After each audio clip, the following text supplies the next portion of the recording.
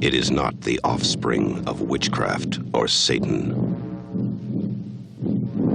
It was created by man. It will grow to be 15 feet tall.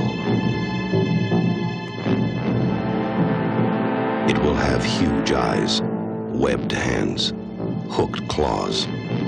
It will walk upright.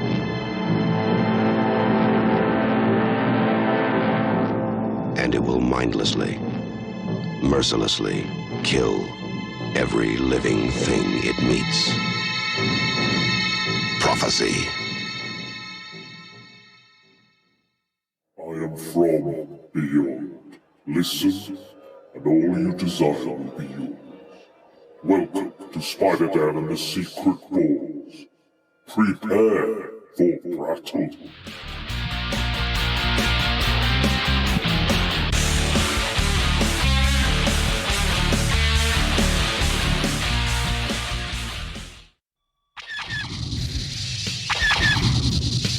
Choose a side in the Clone Wars.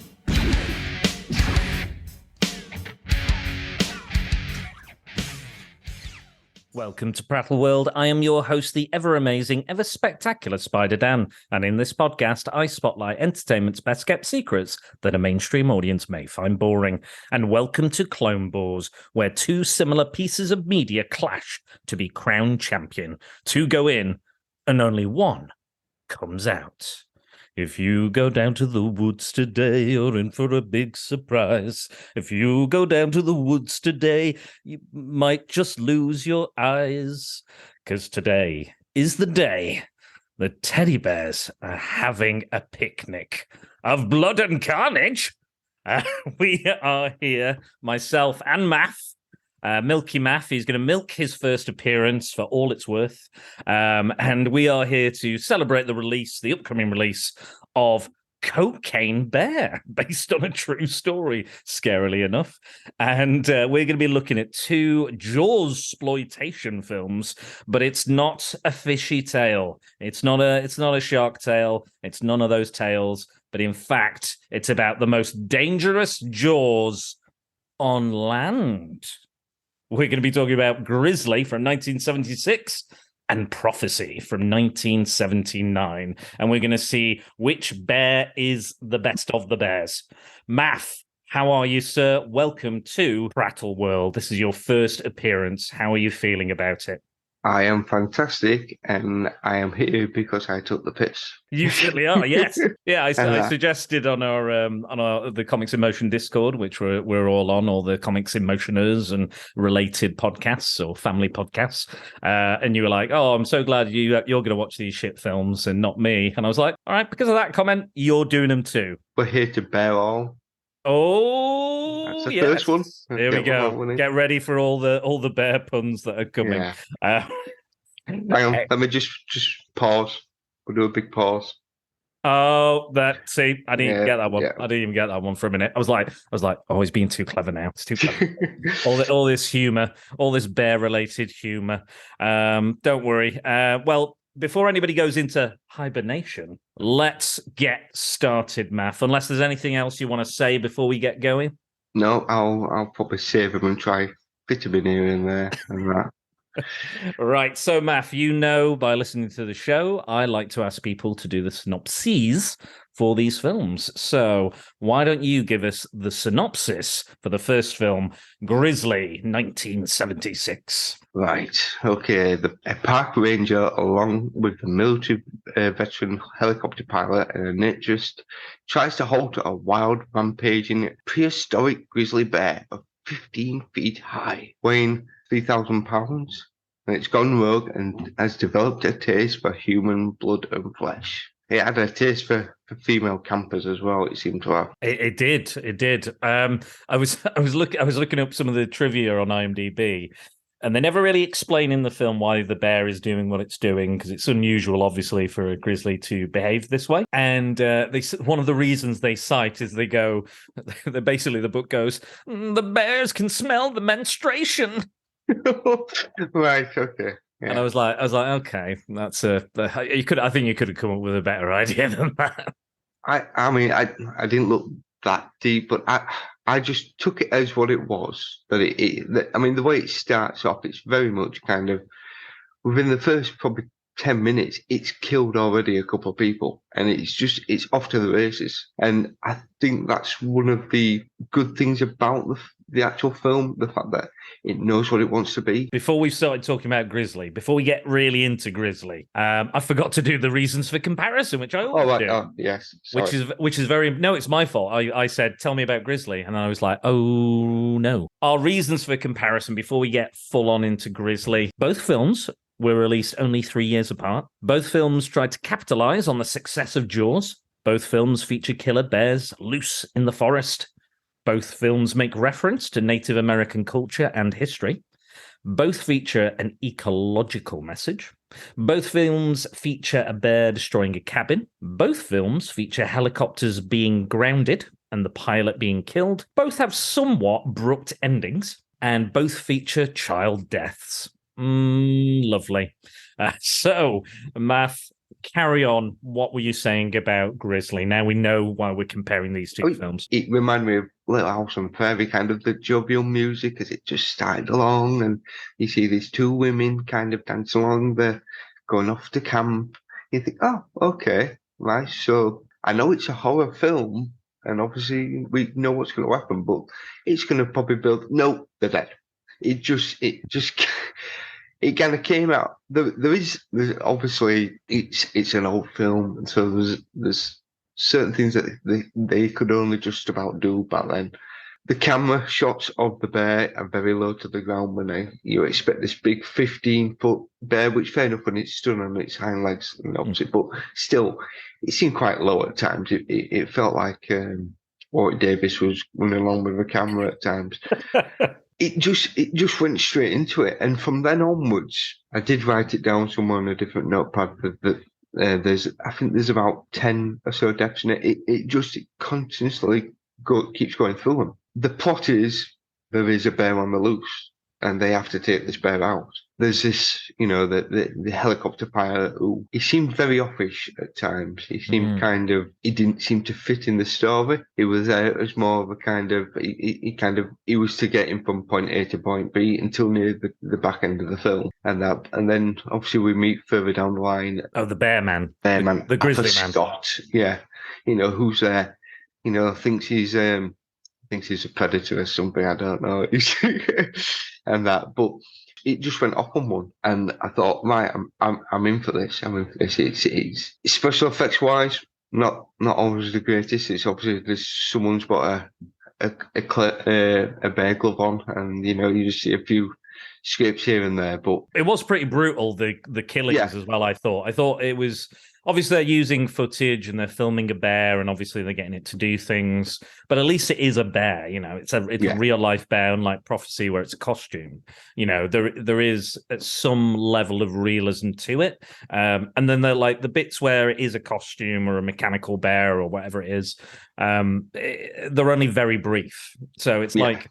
It's like when they use CGI, but they use it for too long, and you're like, okay, I can tell it's fake now. But if you're cutting it away quickly, then I can kind of suspend my disbelief a little bit more. It's an element of that show don't tell, sort of tell don't show. Even the less you see, the more it kind of adds to it, because then your mind fills in them blanks. The fact that they keep telling you that this bear is 15 foot tall. This is a big bear. This is so. Your mind starts to kind of go along with that, and because you're not really seeing it apart from little bits of footage, which, to be fair, the footage, this bear, I don't know if it was related to Gentle Ben, but it seemed very much like that. But I think that's where it kind of it excels to a certain degree, because you see the deaths and you see the outcome of all the deaths, but you don't really see the bear as much, so your mind fills in them blanks, so you make it a lot more scarier in your mind than what technically it is. I think so, yeah. I I really like. I think when it's the film's at its strongest is during the kind of bear attacks. I think that those are probably the most interesting parts of the film because I was shocked by the amount of violence and brutality. And what I like is I like horror films that are shot in the day, and it's very rare that you actually see that and it still be scary to a degree. You know, obviously there's scenes at night. But I'd say the scariest scenes are during the day where you can see everything. Like when the Grizzly man, I can't remember his name, but when the Grizzly man rides into the bear and that horse's head just fucking comes off. Like one swipe is like, it's like the Godfather of bears, just like whack, gone. And you're like, shit. The bear's power is a bit of a thing. So, like you said, when it's Arthur Scott, he goes charging into the bear on his horse, and the horse's head gets cleaned straight off. Yet Arthur gets a swipe, which has just cleaned his horse's head off, and he just gets a little bit of a scratch on his face. And you're left like thinking, oh, okay. So whether he wasn't aiming to kill at that point or it's just a plot point more than anything else. The fact that it is in the daytime, I suppose, does make it a little bit more scary because you can see it's coming right at you. Yeah. When I did scare acting, I realized that one of the better ways to scare people wasn't to jump out. It was just to like slowly walk towards them. And then all of a sudden just fucking run at full speed. Yeah. Because you see it in their eyes, they know you're coming, they can see it coming, they think they can walk past you, and you're like, I'm just a slow-moving zombie, psych! And then you run fucking at them, and they shit themselves. Yeah, I think, is it Day of the Dead, the newer one that they did, where we were used to always zombies just shambling towards them, and I think when they first meet one of the zombies and it just kind of, it turns and it walks slowly, and then all of a sudden it just pelts at you, and you're like, oh, okay, this is not what I'm used to. This is not, which I think that possibly is a bit more of a scary thing. They do it a lot with like Michael Myers. I mean, he's always behind him. I mean, he must have a little motorcycle side on that, which he walks and then he quickly jumps on there to catch him up again because he's always walking. It's that fear thing that you can see. He doesn't mind you seeing him coming at him and that because he knows he's going to get him. It's same as this. I suppose this is the Michael Myers of bears.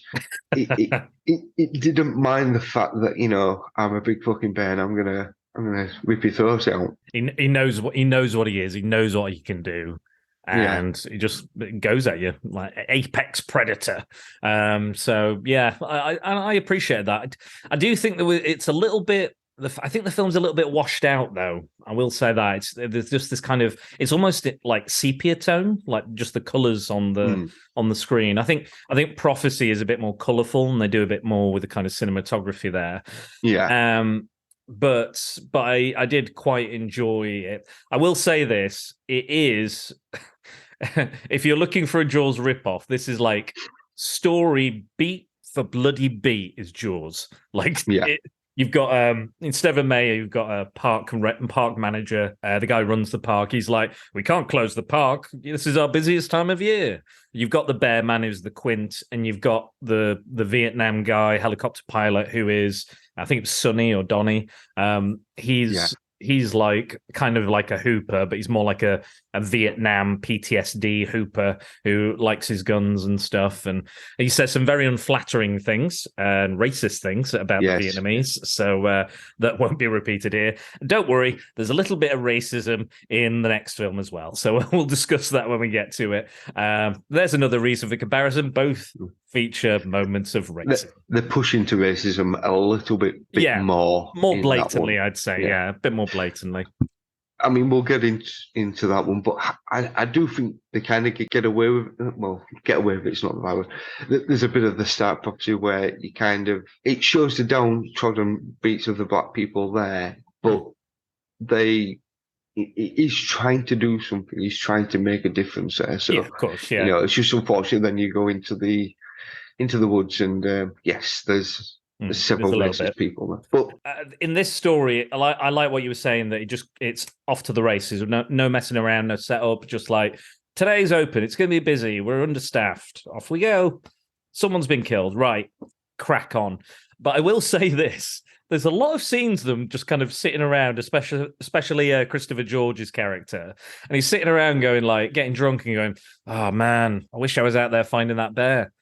Yeah. Well, get the fuck out there. Get out there, Chris. What are you doing? It's like, oh, you don't know what it's like. All these people dying. Do your bloody job. Yeah, I think Alison, is that his girlfriend? Why was she even in it? Yeah, she's like, I know what's wrong. You want to catch this bear. And it's like, well, yeah, that's my job.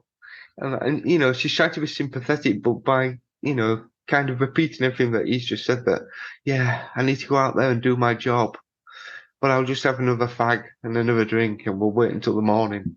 Yeah, and I'll have a go at the park manager. Yeah. You're being a dick. And like, it's a real shame because I'm sure she's a great actress, but they give her absolutely nothing to do. She has a scene with her dad where he's like, I buy the best wines and people come back. Yeah, but you're going bankrupt. I don't care. And then he turns up and it doesn't really feel like there's no chemistry, I'd say, between her and George, really. It doesn't feel like they're in a relationship or boyfriend and girlfriend, but I feel like they are. But it never felt like that explicit to me. I mean, I do wonder whether maybe there was a different cut, because there's a scene in it with two of the park rangers who, you know, obviously have a bit of a thing for each other, and they go off to hunt this bear together, and they get off to this secluded area where there's a lovely waterfall, and he says, do you know what? I'm going to look up there on my own. And that, okay, I'll go and dip my feet in the water. That's the point of thinking, well, you're fucking dead, aren't you? Yeah, you're stupid. Yeah. You are thick.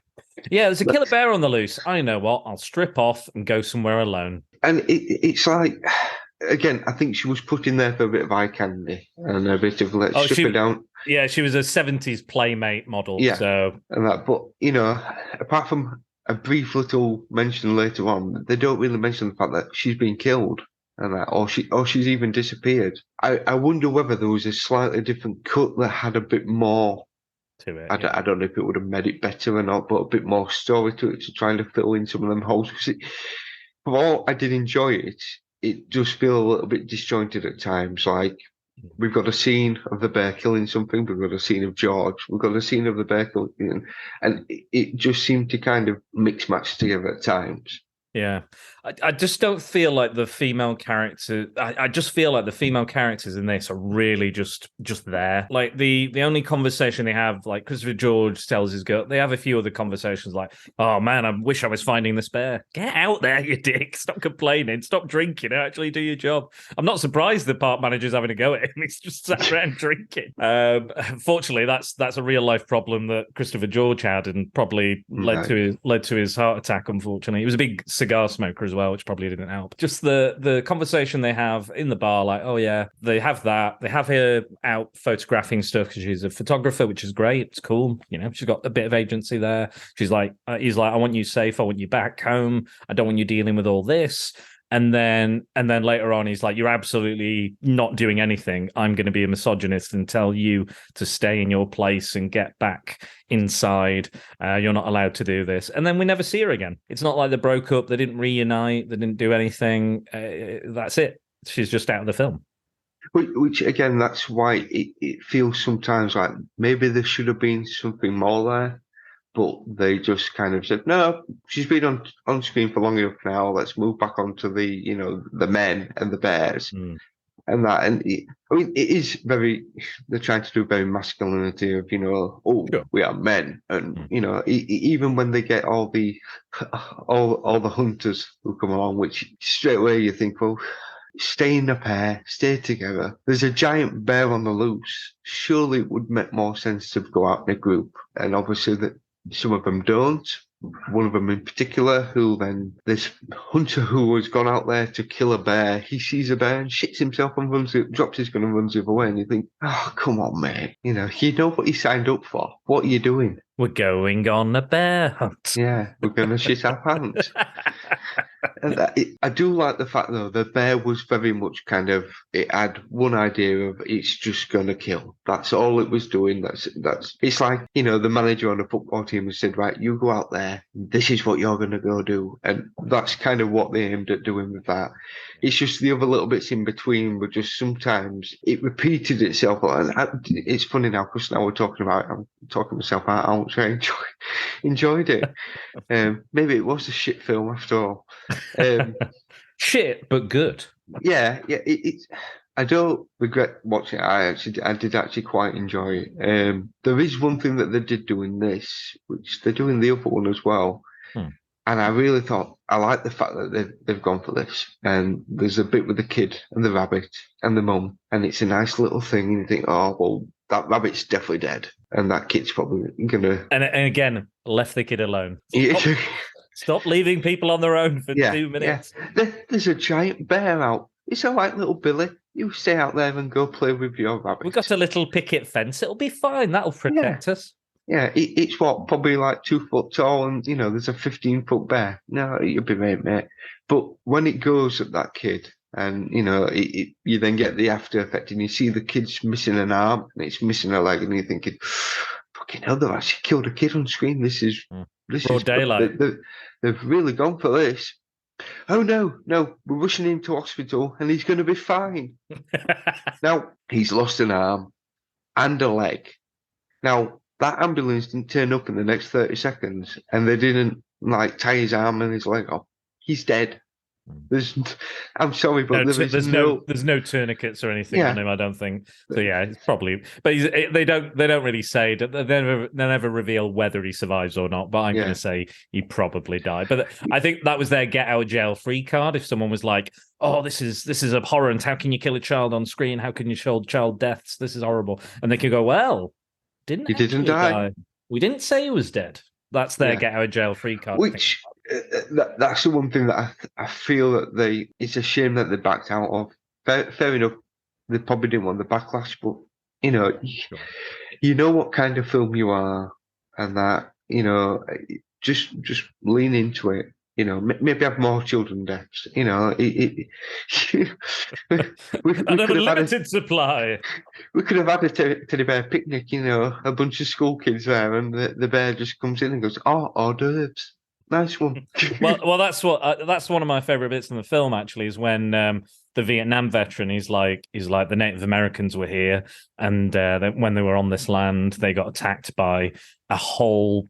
I think they call them a herd. I don't think you call them a herd. I think it's like a pack of bears or a sloth of bears, I think, something like that. And they just came and just cannibalized them. And they're like, they would never do that. The bear man is like, "You're talking absolute shite." And he's like, "You weren't there, man. And neither was I. But it could have happened. It could be real. Why would they make up these stories if it wasn't somewhat real?" So it was quite kind of, it's those kind of creepy campfire stories I quite enjoy. Like in Friday the 13th Part 2, they're like, "I'm going to set you straight on Jason. This is Jason." And they'll do the whole spooky story and stuff. I always enjoy that. Or in The Fog, where they have the intro and the outro to The Fog. I love that bit. So I'm always up for a little bit of that. You was right. It's a sleuth or a sloth of bears. I've got to talk about two of the things I don't really like about this. One... Two? Yeah, two. Only two. Everything else is excellent. It's the best Oscar-winning material. No, the two main gripes I have with it, I think the music is atrocious. Never fits the scene it's in.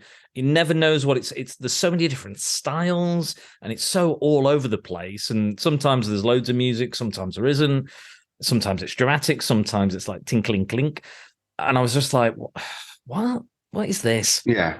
And also the dubbing on an American film of this caliber, it might as well be the lowest budgeted Italian film because the dubbing doesn't match on the best of times. It doesn't even work. The best dubbing is when they're in the fucking helicopter, if anything, which is when it probably should be at its worst. But yeah, just in these scenes, I don't know. I guess maybe because they filmed in a forest, it was probably a bit difficult to get like just good natural sound. I suppose you look at it in these days, you would expect, the top class mics would be able to kind of filter all that out and be able to do it. Whereas back then it would have been a case of let's just film it, hope for the best, and then we'll just. These are available on YouTube, like you've said. They I are. did kind of think maybe it's a YouTube thing that there's a little bit of, because you do get that sometimes. Oh, yeah. I was going to say there was bits when I was watching where I think the footage had been sped up, like in sections. Yeah. Did you notice that?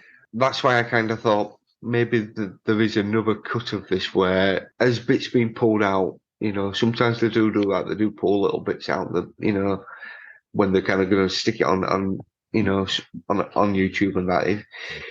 I can't see anyone really wanting to sit there and kind of start butchering this film. They're just like, this is the worst thing I've ever seen. I tell you what, this film's not very good. Let's go and rip it apart a little bit more. But no, I did kind of. It's one of those. I think when you start watching it over time, it's like when I watch an Ip Man and I'm watching it with the subtitles on. You just get used to kind of reading the subtitles. I mean, a lot of times when I'm watching TV downstairs anyway, because kids are asleep upstairs, I put subtitles on. So I think your mind just kind of gets into the fact that, things are a bit out of place, but I'm just, this is an Oscar performance. No, it's a genre film, isn't it? And that's mostly what I do here is kind of genre stuff, because that's what interests me. I don't want to do dramas about depression and things like that, because it doesn't interest me, unfortunately. And not that it's not a bad thing, but those for me are the true horror films, the things that are like, oh fuck, unemployment, oh fuck, homelessness, shit, that stuff's really scary. A killer bear, I'll be fine, just give him a cuddle. Yeah, well, that's it. You can quite easily come here and discuss. I mean, this film, Schindler's List, is a fantastic film. I would struggle to talk about it because it's heartbreaking at times. It's coming this year on this podcast. Me and Andy. I'm not doing that. No, it's me and Andy. We've the Patreon have voted for what they want Andy to talk about, and it's going to be Schindler's List. But we're gonna leave that a little bit after World War II month, which is coming up soon. Right. I'm gonna have to start working on that as well. But yeah, we're gonna do it a little later in the year. Just give it a bit of breathing room, give it its own. It's one of them things. It's a fantastic. There's certain films they're fantastic films, but you're probably only going to really watch them once because they leave such a standing effect on you. Schindler's List is an amazing film, but I don't think I would want to go back and watch it again because it was a bit of an emotional ride. Absolutely. Well, you've rewatched both of these films, so they must be gold as well. They must be absolute gold. I mean, no, I rewatched parts of Grizzly again because there were bits I'm thinking, have I missed something here? She just died and no one's mentioned the fact that she's dead. Okay. It's one of those sometimes when I'm watching them on the night time, I think, did I nod off for 5 minutes? Yeah. I do work early morning, so it does happen. I do end up watching stuff and watching it twice because you think that didn't make sense. No, I didn't miss anything. They obviously just didn't care about her. No. Well, I think the film just doesn't care about women. I was like, well, we'll have to have some women in it, I guess. With it being the 70s and being progressive, they just don't fucking do anything with them. It's almost like, at least you've got a job here, love. It's like, no, you need to do, like, I think the other film does that brilliantly. I think there's a lot more of a female arc and a character. I think it's actually probably one of the more interesting parts of that film. This film was actually the most financially successful independent film of 1976. It made an impressive $39 million. So breaking several records. And then 2 years later, Halloween came along and knocked it off its spot. Because it made so much money, the producer and distributor, Edward L. Montoro, decided to keep all the profits for himself. That's nice of him. So he didn't pay the co-producers and co-writers, David Sheldon, Harry Flaxman, or its director, William Girdler. All three of them sued, and Montoro was eventually ordered by the Los Angeles County Superior Court to pay box office proceeds due to all of those men. But he didn't stop there, Maff. He wanted a bit more money. He also never paid the Screen Actors Guild, and he kept any and all of the residuals. And in 1984, Montoro surprised everyone in the film industry when he suddenly and seemingly, right out of nowhere, embezzled $1 million from the bank accounts of his own company, Film Ventures International, and fled the country, after which he disappeared and was never seen again. Nor is it known to this day if he is still alive or dead. His present whereabouts also remain unknown. Oh, God. There you go. There you go. So if you make big on a film, just... Thank you very much. He checks them in the post, mate. Don't worry about it. Off we go. I mean, yeah. I'll get you that money. Yeah. No problem. Yeah. So next week. See you then. I mean, the balls for him to do neither alive nor dead, Mr. Montoro. Unbelievable. You did it.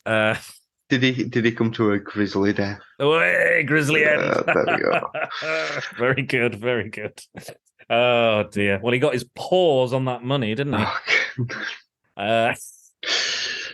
Here's another interesting fact as well. You know the main poster with the young lady, yes, and the bear towering over her, like very menacing, which looks amazing. I mean, and you know what? And do you know why it looks amazing, Matt? It's because it's done by Neil Adams, famous Batman and DC Comics artist. That's why it looks so bloody good, because it's drawn by that lovely man who sadly passed away last year. We were supposed to do a podcast on him and Jules Perez, but Dennis was ill, so we didn't do it in the end. But I love that man.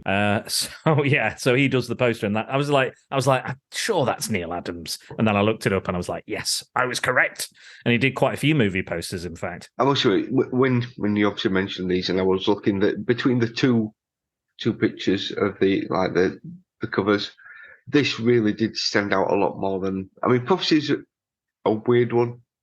It's a strange cover, but this one really does kind of stand out. You kind of think, oh, I mean, obviously with who's drawn it, you could see this being a comic. You know, you could see it definitely being that way.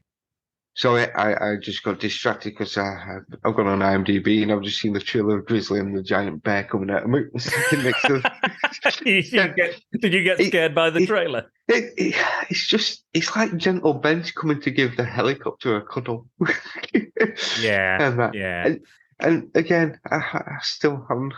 I'm not sold on the fact he's 15 foot tall. Yeah, me neither. The tagline is 18 feet of towering inferno, but he's 15 foot. Correct. In the film. Yeah, in the film. So they must have cut him off at the knees just to get into that size. I don't think it really matters. I don't know how much 18 feet appears and 15 feet appears. I'm not great with measurements and stuff. I'd still see a big fucking bear coming at me, so I wouldn't really care. I wouldn't be going, not quite 18 feet there. Hang on a minute, I'll just get my tape measure out. Just sorry, and it's just like, you know, I'm gonna just fucking run or play dead, whatever the situation calls for, where you should do during a bear attack. My friend Nathan Smith, he always said to me, he was like, I can take a bear. Yeah, of course you can. And he was like, yeah, just cuddly, aren't they? Just, you know, big softies. And I was like, no. I'm pretty sure he said he could take a hippo as well. And I'm like, no, they are also some of the most deadliest animals on the planet.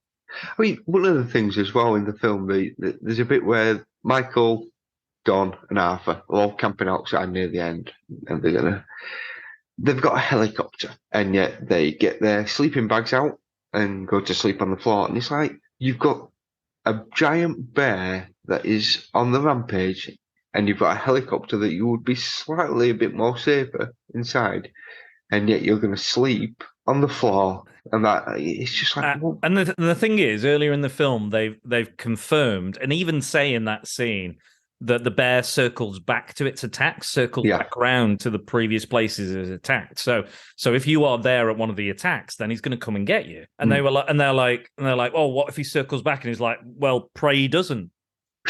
But okay. We know he does. We know that's the pattern you've depicted and said.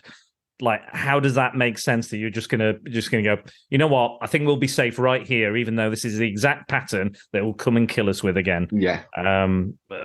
Yeah. I don't know. I don't understand that at all. That logic. Yeah. I don't know. But there's that bit where they get that poor black bear comes along. That it's a smaller. I'm not sure if it's an adult black bear or a baby black bear, but it's definitely a black bear, and they trap it for bait. To set it as bait, don't they? Yeah. We'll get it this way. Just fucking eat it. Just like, and then Christopher George comes up, his character, and goes, "Who thought this was a good idea?" That would me. Sorry. But yeah, all the fucking hunters come along and they're shooting their guns and drinking their beer and stuff. And it's like, who invited all these? And it's like the park manager is like, I invited them. And why is the press here? Oh, I invited them because I want them to see us do a really good, clean job. And he's like, a clean job? There's people with arms missing and legs missing. What are you on about? It's bloody, it's all hell out there. He's like, no, we'll show them, and we need the publicity, and we need this, and Which I suppose in his mind, he's thinking these guys are gonna go hunt down this bear. It's only a bear, so let's make a big thing of it. And obviously, it doesn't go that way. I mean, again, it just kind of, the ending. Brilliant. Did I miss where did the bazooka come from? Was it? Don't worry, no. It is Chekhov's bazooka, because it as they're getting into the helicopter. So he after the child dies, he speaks to the manager, and he's like, "This scumbag let this child die. This happened. He's been cutting costs, cutting corners. Here's your real story." And he's like, "Oh yeah, that will make a really good story." And he's like, "You're scum as well, because you're a reporter and you're just here for the blood and the money. So fuck you as well." And then he goes off on his own after he's been fired. Goes rogue, and him and his Vietnam mate jump in the helicopter, and as they're going into the helicopter, he hands him the bazooka. Right, yes. Yeah, because he's like, hey, take this one, and we'll need this. Yeah, because he's obviously, ex-army, I think when you leave, you normally get like a bazooka just given to you. Do you? Is that a thing? You must do, because that's the thing. It would just well done on your well done in your 3 tours in Vietnam. It's a bazooka, fully loaded bazooka. Yeah, it's got your name. Just got your name on it. This bazooka's got your name on it. I don't think that's a thing, Maff. I don't think they just gift people, especially coming out of Vietnam. PTSD, flashbacks. I don't think they're going to go, you know what, we should hand them a highly explosive rocket-propelled grenade. That's what we should do. A bad idea? Maybe. Yeah. It is America, though, so they can get guns around the corner anyway, so without very many security checks. But that is the land of the free, apparently. Let's talk about the ending. Spoilers for the ending of this Killer Bear movie. 1, 2, 3. The bear is killed, funnily enough. Shock horror. So why don't you tell us about this ending? Well, I think Arthur's already been killed at that point, hasn't he? That's another thing as well. Like he's like you were talking about, the swipe knocks him down. Yeah. Kills the horse, heads off the horse, kills him, and then he buries him, because they explain that that's part of the behavior. Yeah, they come back and eat him, don't they? Yeah, exactly. They just keep it fresh by putting it underground, and then they come and just nibble. And then he wakes up, and this whole long scene of him, like, slowly his arms twitching, slowly he's coming around, he's moving his head, and he's like waking up, and he's like, oh, what the hell happened last night? Get the name of that truck. And then he gets up, and then the bear's there and just kills him. You might as well have just killed him 2 minutes ago. I felt like that was like, we need a bit more for the runtime to make it an hour and a half. Yeah, it was if that false hope of, look, he's going to make it, because he's one with nature. He knows about these things. He comes round and, now, mate, I've got your number, mate. I felt if they were going to do that, he needed to get further. Like, he needed to get to a point where we would believe that he's going to get out alive. Yeah. And then if maybe, he was crawling, he was maybe climbing a tree, or maybe getting away one way, other than the bear just took him down that way. But it was just like he was sat waiting and thinking, all right, it's like I tell my kids not to play with their food, but that's obviously what the bear were doing. It just didn't make sense. Maybe it was just to fill a little bit more time. I mean, I thought this film kind of the pacing was very quick.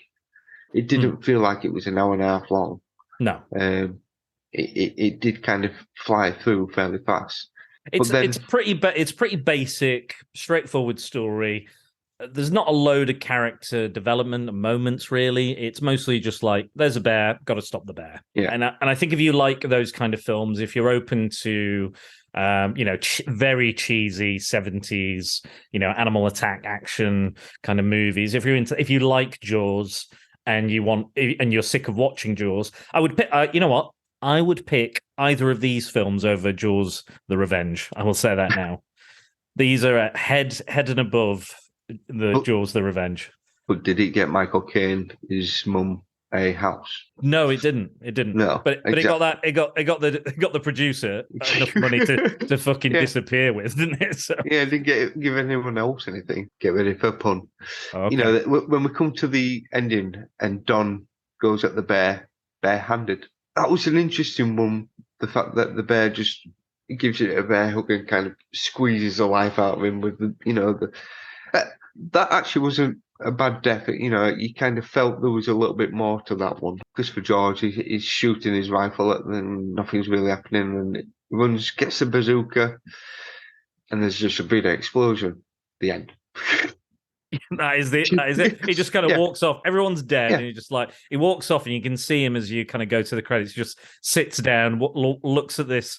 There's that great bit where he attacks the helicopter, and it's just like spinning. That was pretty cool. You can tell that guy there's a guy in a bear when it stands up. And it's stood over it's very much like the poster. He stood over the helicopter with those arms up and everything. And again, I don't mind it because I think they hit it well enough where I'm like, yeah, it's fun. But that's it. That's where the film ends. It's very much I've killed it now. I suppose we're gonna walk home. Yeah, and that was kind of it. I think he realised it's like 12 miles or something. I can't remember how long it was. To be fair, I don't know what else they could have added to the ending to really make it any better. Sometimes films like these, it's better off when they do. We just need to kind of pull the plaster off and just true. I mean, that was the story. There was no real anything else going on. He needs to get over himself or get over his drinking, or there's no character thing other than other than they all really care about the nature and the animals and their welfare and preserving the forest and keeping it sacred and safe. There's various kind of speeches about that, and that comes into play very much in the next film as well. The ecological aspect of it, I think it's a bit more done. Yeah, I'd say it's a bit more prevalent, that kind of element in Prophecy than it is in. I think it doesn't want that. I think it's like it's just giving you a little seasoning of that because you're here to kill a bear at the end of the day. This is the movie about the killer bear, and they're going to kill the bear. Yeah, but they're just going to be like, think about the environment just a little bit while you're enjoying this. Yeah, remember them trees. We've got to be nice to them trees, and respect your environment and don't litter. Because a bear will kill you.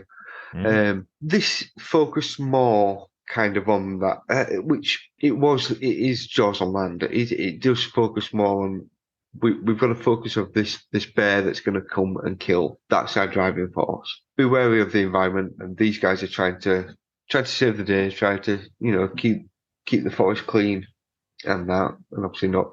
It's all the bureaucracy, all the bureaucrats fucking it up again. Typical. Did you know that this film has a spiritual sequel and an actual sequel that never saw the light of day? I didn't until about an hour ago. So the spiritual sequel to this film is another film where it's the same producer, distributor, same director, production company, and also David Jekyll, who's in this film, and Christopher George also return in Day of the Animals. which is a animal attack film again, another eco horror film, and it features Leslie Nielsen fighting a bear. Right. And it's I believe there's some sort of radiation or solar effect happening. It drives all the animals wild and slowly the humans as well. And it's like global warming. Probably, I think it was something to do with that, maybe the ozone layer or something. But yeah, so people consider it kind of a spiritual sequel because it's, again, that could have easily been the comparison with that film because there's enough, reasons to compare those as well. But I thought this was just a little bit more of a comparison. And then Grizzly 2, the concert from 1983, yes. A working title was Grizzly 2, The Predator, was never finished because it ran out of money. So I don't know if that was the same producer maybe that ran off and was like, so in a bit enough. Montoro didn't get finished. So that was supposed to come out in 1983, starred Charlie Sheen, George Clooney, Laura Dern, John Rhys Davies, and more people. And it got leaked. It got not leaked, I guess, but it got pirated on VHS. What they had filmed and what they'd put together, they try and release that. And then years later, in 2021, it finally got a full release, and they filled all the cracks with loads of stock footage. I believe it mostly got stock footage, but you can get it HD if you want to see it. I've not seen it. I've only seen this Grizzly. I wasn't even aware it had a franchise going, but it does. Multiple. There's enough Grizzly Bear films out there too. You can 10 a penny, so you can go watch that. But yeah, that is kind of, I think, Grizzly. Would you like to move on to Prophecy? Yes. You know what? I will save you the work. I will do the synopsis for this because I'm a gentleman. So Prophecy opens with a young doctor who works kind of in kind of destitute areas. People can't afford maybe medical care or equipment or what have you, and he's helping them out in the slums and what have you. And he gets approached by this guy, and he's like, "There's an investigation I need you on. I need you to go to this forest area, this lumbering area, this lumber mill factory, whatever you want to call it." And because there's a dispute on the land that they bought all this lumber to kind of produce, and the Native Americans there are claiming it's their land. How can you own the land? And that sort of thing.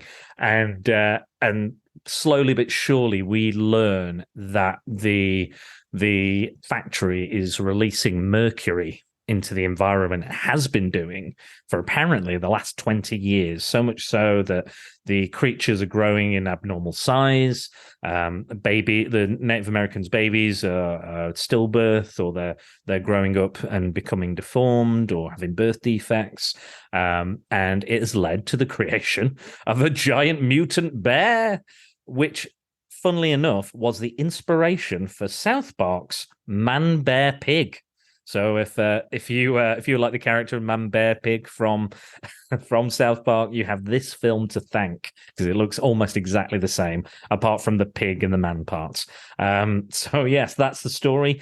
This doctor takes along his wife as well, and unfortunately, she is pregnant, but her husband doesn't want to have a baby, and then she ingests a fish that has been infected with the mercury. And apparently when you're pregnant, I don't know if this is true, but they say it affects you quicker, and it's going to affect the baby's growth and the health and all of that. So that is kind of the storyline of Prophecy. And guess what? Carnage ensues. But yes, why don't you tell us a little bit more about Prophecy, Maff? Yeah, I mean, this one does have more kind of nature side of it, where we start off and we see Robert Foxworth. He plays Rob, which obviously was struggling for a name there. It shows that he is this kind of guy. He's the reason why they've hired him to do this because he's a people person. He's very much about the people. He wants to do the right thing. He knows how to work with people, how to treat. we see him in the basically in the slums of, it's like Harlem kind of thing. Yeah, it definitely looks like that. He's treating this this mother's baby, and it's like, there's just so many kids in there, and he's like, no, we have to take it to hospital. So you can see that he's a very caring person. And then obviously this guy comes along and he's like, I've got a job for you. Your skills, and it could be like a vacation, So you can come off into take your wife. It'll be fine. Take your wife. Don't worry about anything like that. There's no rampaging bears, mutant bears, or radiation, or chemical problems. No, nothing. It's fine. I'm going to have a stab at the name. I think the bear was called Cat Hardin, the Native American. Yeah, it's based on a legend of some sort. I don't know the legend. I haven't looked up the legend. I don't know if you have at all. Nope. I just read it then. No, there we go. Good starting. I did hear it because the father kind of, he just kind of talk about the legend of it, and he says, I've seen it once when I was younger. He goes off, takes his wife, Maggie, who is Adrian from Rocky. She is. Talia Shire. Yeah, which did it take you out of the film because she's been in such an iconic role for so long? Yes and no. I might offend some Rocky fans, but shit! I'm not a fan of her. I just find her very, very whiny. She does a good job of the whininess, to be fair. I'm sure she's a lovely lady. I was actually trying to find out whether she could play the cello, because that's when you first see her. She's playing the cello, and there's a few shots of that, but then nothing else after that. I thought that was a really nice transition, actually, when you're in the forest, hearing the lovely music, and it's setting up the lush greenery and everything, the lights coming through the trees, and then the music you're hearing actually becomes the music she's playing, which I thought was a really, really nice transition. It wouldn't. I mean, I didn't mind her, but I just, maybe because I have seen all the Rocky films so many times, she does grate on me a little bit, because she's like, you can't fight, but you need to fight. But you can't fight, but you need to fight. There's something I'm not telling you. And she kind of does that in this a little bit, where, the whole pregnancy thing, she's very much, especially when he's discussing, saying about the, deformities, and that she just seems to take forever to kind of tell him, and that, and it grated on me a bit, the fact that she, again,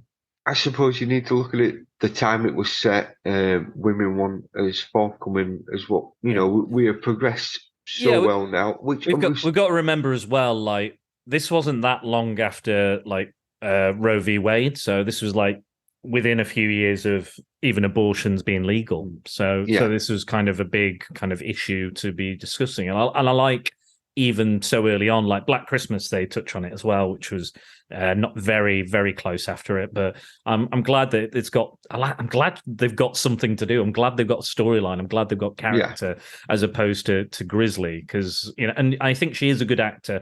Again, I'm not a massive fan of Adrian either, and she is very Adrian-like in this, I think. But I think that's more the writing than her. I think she's doing the best she can with these. Like we saw in Grizzly, they were these female actors given nothing, and I think she's given more in this, definitely. But it's still like, I did like watching her throughout, because I was really engaged with her, because every time she learns more information or she falls over, she trips, you're like, oh fuck, is she going to die? Is she going to keel over?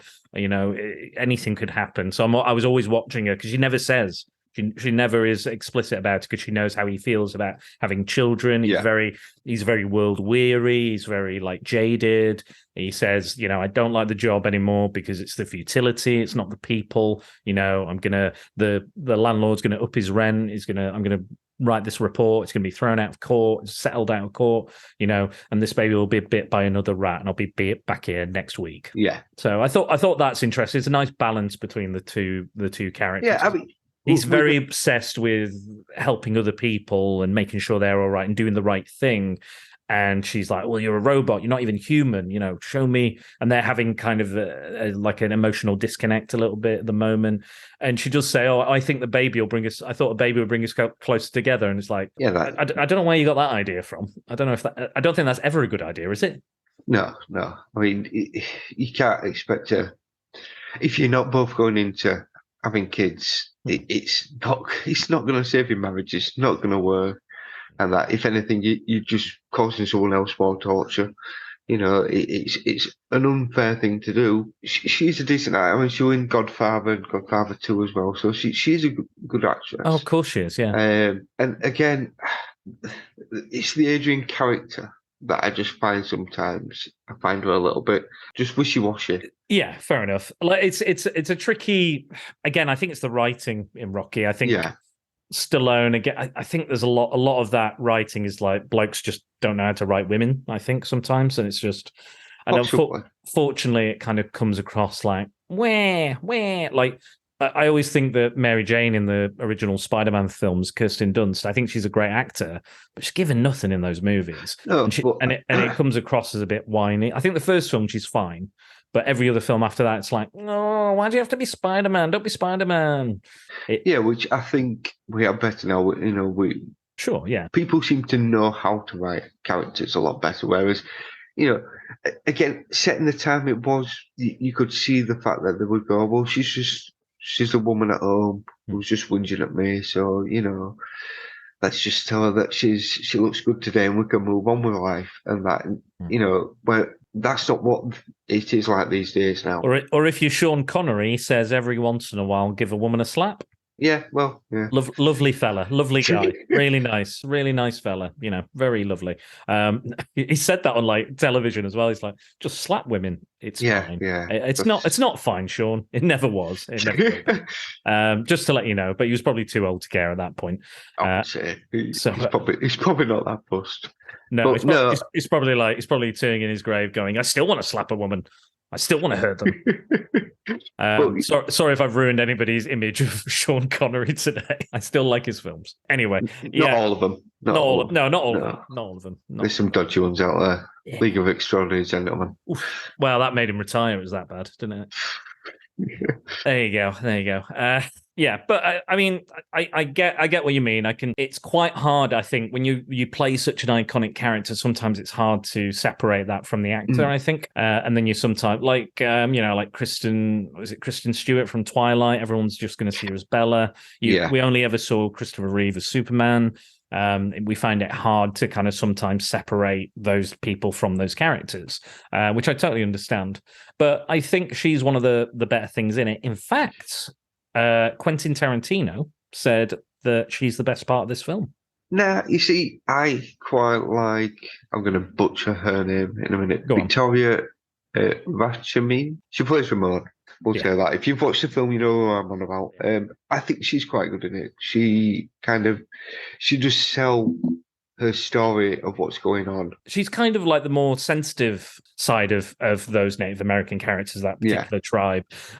She's there and she's got a lot of agency, actually. So I quite enjoy it. I think when there's a bit where they have a meeting and he's like, well, John, the other Native American, is like, I want you to come with us to Rob. But then she kind of talks to him and kind of, says, look, this is what it's like. This is what, what our tribes are like. I preferred her performance and that because, again, I felt a very genuine how she was coming across. It was definitely very much like you could tell exactly what was going through her head, even though she had like very little dialogue. And she was like helping the chief Native American. I think it's Marai. Yeah, Marai. So he's the one who's kind of He's been there for a few years. He's an old man. He kind of believes in the Catardin myth and all that sort of stuff. And he's very much like, oh yeah, this is the Garden of Eden. I don't know why he references the Garden of Eden. I guess it's so we white people will understand, but I thought he would like reference something else. I don't know. But I was like, okay, why is that? He was like, they grow big here. Things grow big here. They get out this giant tadpole. Tadpole. Fucking hell. It's like, that's a tadpole. Okay. It's like the size of a frog, I think, like a large toad or something. I think we first see the duck on the lake when he's fishing, and all of a sudden this giant salmon or something just comes out of the water and just takes this duck away. And he's like, he turns around and he's like, what's that? And then you see it again come out of the water, and it's probably a good, 3 or 4 foot, isn't it? And it's like, whoa. when they're actually arriving. There's a lot going on when they arrive. Yeah, like, there's a dog being airlifted in randomly. So this family turn up who, we're going camping. Oh yeah. And then fodder. this dog appears, coming in by helicopter, and you're thinking, okay, right. I don't know why, but I got like visions of Jurassic Park, when they lower in that like goat or sheep into the cage, and it's just like, rah! But I mean, they then travel, don't they? And they're blocking the road, saying that you can't come through. That was great. I like that scene. That was really tense. Really good. Having said that, a chainsaw versus an axe. But I like what they were trying to say there. It's like the old ways and the new ways, the modern industry and the tribal kind of worlds kind of colliding. And they are, and they lose that fight because of that. So I kind of like what they were trying to say there, and it's really intense, and everyone's getting upset. And again, he's not the guy in it. He's not like, I believe the company because they make money and they're white. They try to diffuse it. It does try to. It's like, is it worth dying for? And it's laid on floor, kind of like, yeah, it is. It was an interesting fight. As I say, I don't know if I'd want to go against a chainsaw. Nah. I thought it was still exciting. It was the most exciting thing we'd had up to that point, really. Yeah. Most of the rest of it was just like people dying and look at our lumberjack factory. Yay. Yeah. It was about time we needed a little something. We get kills right at the start with the people going down into the cave. I mean, it shows that there is something out there. And then we see the aftermath of them just kind of hanging there and laying on the rocks. They've been killed in the morning time, but nothing really kind of comes of that. Well, that's where the dog's coming in, isn't it? It's been airlifted in, this one bloodhound or whatever it is. Yeah. It's just so bizarre that they've just got. Why wouldn't they just put it in the helicopter? Surely that's fine. Like dogs go in cars all the time. I can just put it in the helicopter, land, and then take off again. But no, we've got to airdrop it in. This poor dog's just like, what the hell is going on? The doctor from The Thing, John Carpenter's The Thing, turns up, and he's the guy who runs the. Oh yes. Yeah, I knew him out somewhere. They were like, oh yeah, and don't worry, he gets bitten in half in this as well. So and he's like, well, I run my factory very well, and explain. He basically is the exposition man and tells them what the situation is and the blockades, and he tells them what they need to know. Yeah. Is what he kind of tells them, and it comes out the fact that he doesn't actually seem to know exactly what's going on anyway. It's interesting with that because there's a bit in the end where they present them with some evidence of the mercury poisoning that's going on, which has mutagenic effects and leads to these mutant animals and people dying and what have you. And he shows him, he goes, did you know about this? Were you responsible? And he says, I didn't want to know, which to me is actually quite good because it never says that he did know, but he never says that he didn't know either. I think it comes across that he was aware there was something else going on there. Maybe. But if you don't ask questions, then he can kind of, not be held accountable because it's like, well, I didn't actually know that were there. But he then... Yeah, like he's actively ignoring it kind of thing. Yeah, he's trying to remain ignorant of it, I think. Yeah. Yeah, which, I quite like that line. That line reading as well, I thought was really effective. You can see the fact that he's then aware of what actually has been going on, and he looks quite sickened at that point. There's a change in character there with him, of like going from being this, for the company to the shit. What have we done actually? So because arguably he's a bit racist as well, like the way he's like, oh, they're a violent people, they get drunk, they do this, they share diseases or whatever. So he's got quite an opinion, a strong opinion about them, and obviously the logging company, the Native Americans have a strong opinion about them as well. But the doctor's kind of in between, and slowly but surely he kind of comes over to the Native American side because he's seen all this evidence of something going on. But he's never like, you're the villain, or it's quite good in a way because it never goes outwardly that you are the bad guy, or you should have known, or should have done this. It's kind of like this whole thing is our problem, that the ecosystem is our responsibility, it's our reasoning, that's why we're all together. And I like when Armando Santi, the most Italian Native American man I've ever seen. A poor bit of casting there, I would say, because everyone else seems to be Native American. Yeah, it's like they've given him a bit of spray tan and hope for the best, really. Good God, yeah. That is what it looks like. And he's got some sort. I don't know what he's doing with his voice, but it's weird. It's some kind of accent, or he's trying to do something with it. Because I've heard him in film. He's been in, Judge Dredd. He was in that, and he's been. Oh yes. Yeah, he's the villain in that. So I've seen him in other things as kind of himself, or at least Italian American. But yeah, it was just like bizarre. I don't know what I quite like him. He's very striking as an actor, and I like his look. Not the look in this film, obviously. No, with everything, but they'd have been probably better off just leaving him, because I don't know what they did. It looked like there was a really cheap spray tan or like a grease across him. He always looked quite greasy and kind of. His accent was a bit. It was as if he was trying to go for a Native American accent, but thinking, I could be a bit racist here, so I need to hold this back a bit. Yeah, so pull it back. It was an awkward one. I mean, again, I think he was quite good in it. It was Matt Hawke, wasn't it? The character, I think.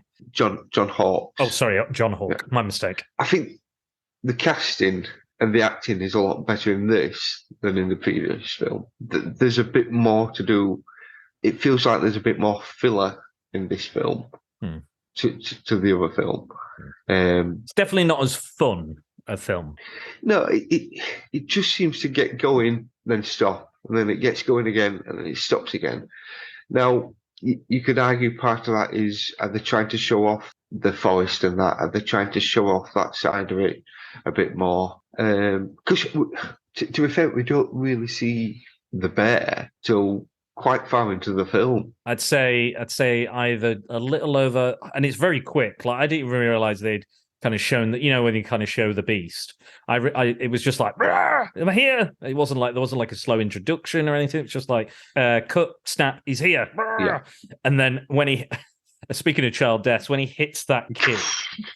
My God, there's a little kid who's trying to, like, all this family that were like, we're going to walk for 3 days. It's going to be great and hard. Yay. And then they're there and you're just like, oh, we need to lie down now. Shut that music off. And then before they go to sleep, and then before they know, it's just like, that's what I'll say about these bears. They're very intelligent when they know not to roar. Because all of a sudden they just sneak up on people. It's like their T-Rex is just very tiptoeing over to people in Jurassic Park. It doesn't make much sense, but it's just like, and then he absolutely, like before Jason Voorhees did his sleeping bag kill, Katardin. This is brutal. Oh, it's absolutely, and it's bloodless as well, and that's kind of why I like it, because he absolutely smacks the kid who's hopping away in this yellow sleeping bag, and it's just like, oh Jesus! And he smacks him so hard, he hits a rock, and all the stuffing flies out of this sleeping bag. You're like, that kid is liquid now. That's all he is, just a bag of liquid. Again, they didn't say the kid died. True, but I would have died if that happened to me. That there must be, if someone can work out the science of that swipe of that kid, I'm sure there was like, so much tons of pressure, so much speed, so much velocity. Yeah, I think he definitely would. Either he would have ended up like an accordion, or he would have just been mush. Yeah, I think he was just a bear smoothie for him. Now I've written down, what was the first thing you thought of when you saw the bear? You know what? I think I've seen him before I watched the film. I'd seen him somewhere. Okay. I've seen an image of him, and I think I knew its connection to Man Bear Pig, or I looked up Man Bear Pig and I saw the relation to this character. So initially, I know the creature was going to be more of a mutant. It was going to have more it's going to be this more chimera-like character, like they describe him. Like he's got this and he's got that. He's got claws and eyes like a frog, and all these different parts of animals. More of a mix and match kind of Frankenstein creature. But then John Frankenheimer says, no, it needs to look like a bear. So they I think what you do see, the tease at the end, spoilers, you see another mutant bear just as the film kind of ends. And I think that was the original design, I think. And right. I think that's why they show it at the end, because it's like, we've done all this work, so we're going to use it. But I think that's one of the weaknesses of this film. I think it's fine, the design, but I think when it moves, it's shit. Yeah. The thing is, when it kind of comes into the campfire and you see the face for the first time, I paused it for a second because I was just laughing. I am sorry, and I could spoil this, but if anyone hasn't watched this, it just looked like an uncircumcised penis. it just came and it was like, oh my God. I think I'd seen a picture of the bear before, which must have been the bear at the end. And I'm thinking, oh my fucking God. It's the one-eyed fucking monster coming to get them all. And, yeah. Well, I'll tell you what, he fucked that kid up, didn't he? Yeah. It was just... Well, maybe that was part and parcel of the storyline of Talia Shire, maybe, and her, situation that... she's pregnant. She's fallen pregnant, and there might be some subtle links to that. But I don't believe so. But I didn't consider it myself. They looked like a circumcised penis. I just saw it. And I just thought, oh my God. I mean, well, we know where your mind is, Matt. Right in the bloody gutter. Yeah, but the thing is, because it was mutated, I think it kind of added to that bit more. Not that I like to be chased around by giant. Bears anyway. Penises. Or penises, yeah. Yeah. But both equally terrifying, I think. Yes, yeah. I think it added that bit. Well, in Grizzly, it is an actual bear, and that, which is scary. Don't get me wrong, especially a 15 or 18-foot bear. But I think this added a little bit more to it. The fact that it added to the fact that obviously this has mutated so much. It's gone crazy in its mind. It's out just killing things. It shocked me a little bit because it wasn't the bear that I thought we was going to first see. You have to just bear with me a second. Here we go again. But I'm just trying to pander towards the audience. Oh, another one. Yeah, it's another. I was just trying to work out how to fit. You know what, Maff? I think we're polar opposites. Oh, well, don't worry. We can be forever friends. You are smarter than the average bear. Yeah, possibly. I don't think I've got any problem. No, I think that's it, guys. I think we've run out of possible puns. If you've got any, it was more of a horror kind of creature coming at you. This was more the creature kind of feature. Yeah, I'd say it's more of a monster movie. It's probably more in line with something like Godzilla. Because that has a kind of a message with it as well, and like atomic radiation is bad, and it's represented as Godzilla. Godzilla is that hydrogen bomb, the nuclear bomb, whatever you want to call it, atomic bomb. And I think this is kind of in that vein more than it is an animal attack movie. So it's almost like we want to do that, but we'll bring it back a little bit, so it's a bit more in line with what Jaws is, which is just a really big shark that eats people. But I think the suit is just really clumsy, and I think that Kevin Peter Hall, we've seen him as the Predator, we've seen him in loads of different kind of characters, and I think he can clearly move, and he knows how to move when he can move. But that bear costume must have been a fucking nightmare. Yeah, probably can't see where he's going. His footing is really uncertain, and it just looks like he's having a really hard time just maneuvering it. Yeah, it's like he's basically just been pointed in a direction. It's like just kind of go forward a bit and hope for the best. Wave your arms, do the roaring, and then just see what happens. Because I mean, like you've said, he was Predator. He was Harry from the Hendersons. He can do this. He's very skilled at it. I mean, he's a big guy anyway. Yeah. But in this, it did seem clumsy. I don't know how far. Do you want to go a bit more further to the end? Yeah, sure. They do then discover there's 2 bear cubs in the water. Yes. And I think one of them was already dead, but there was one that was still alive. Or they brought it back at least, didn't they? They brought both of them back, and then they have that reveal. They show the guy, and he's like, "Oh, what did I do? Yeah. I didn't want to know." And he shows the copper, and he's like, "This is the evidence. This is the evidence." I don't know why he had to keep it alive. I don't know why. Because surely a dead one you can still do autopsies on and stuff. Well, if they're going to do an autopsy, it's going to be dead anyway, I suppose. Yeah, exactly. I mean, or a biopsy, whatever they call it. Yeah. But I guess maybe it's more chilling if it's still alive and writhing in pain. Maybe more effective on him personally. I was thinking because Tally Shaw is the one who carries the bear. It was as if she was then like mothering the bear. It does attack her. And it sinks its teeth in, and it seems to hold on for quite some time. She doesn't seem to want to let go. She wants to kind of protect this poor thing that, because it's no fault of its own. Yeah. Innocent brought into the world. Yeah. Well, I think you're right. I think you've hit the nail on the head that this is the kind of she's seeing it as her child. She's looking at it and going, "This is what my baby's going to look like," or "This is what my baby will look like." There's a possibility of that. There's definitely a strong possibility of that, and I think the fact that the baby is hurting her is like her own baby's killing her as well. Yeah, because she's pregnant, she absorbs the chemical that much, the poison that much quicker, and it affects her. And then again, will affect the baby so much that it probably will have some because the baby has obviously mental problems as well as physical problems. So it's probably like it probably knows for 1 second this is caring for me, and this woman is caring for me, and the next minute it's like I think she's trying to strangle me or crush me, kill her. Yeah. But yeah, and they bite her it bites her twice in the neck, like quite gruesomely in the neck. And I think I actually think the baby bear is actually probably better than the adult bear. Looks better, works better.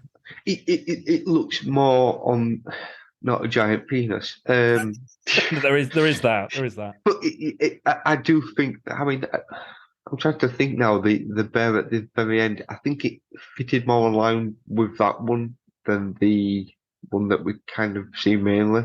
So you see, that leaves a question there: whose cubs? Was that daddy and was this mummy that we see at the end, or other way around? That is part of the film that I do quite like, the fact that she did kind of take this on board. The fact that we need to protect this bear now. We need to kind of find the answers of what's been going on, and because. There was part of me thinking, well, why don't you just drown this bloody thing?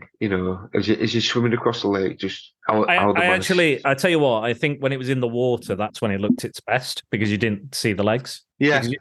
Because you can believe he's struggling because he's wading through that water. So I can buy that a bit more than it's just like all over the show, wobbling about. I did think it was kind of funny when the Marai, the Native American dad or chief or whatever he is, he's like Katardin because he fully believes that's Katardin, this mythical creature.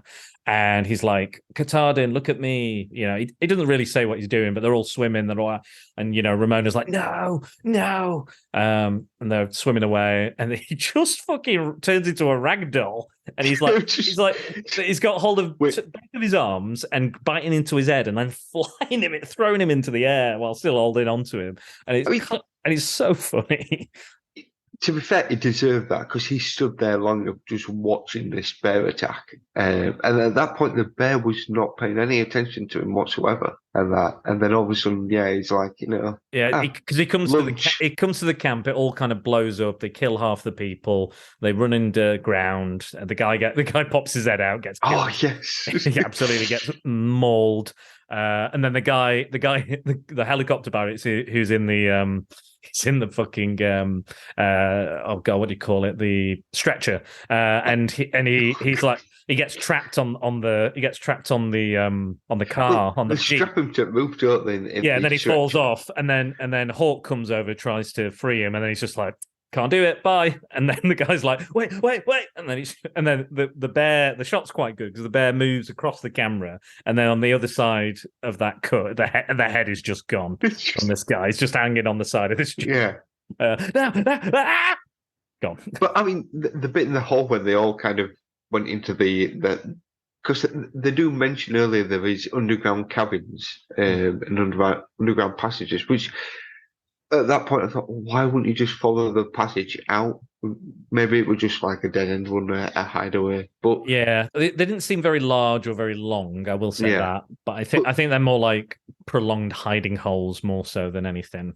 Yeah, I mean it all goes quiet, and it's like, I'll go check.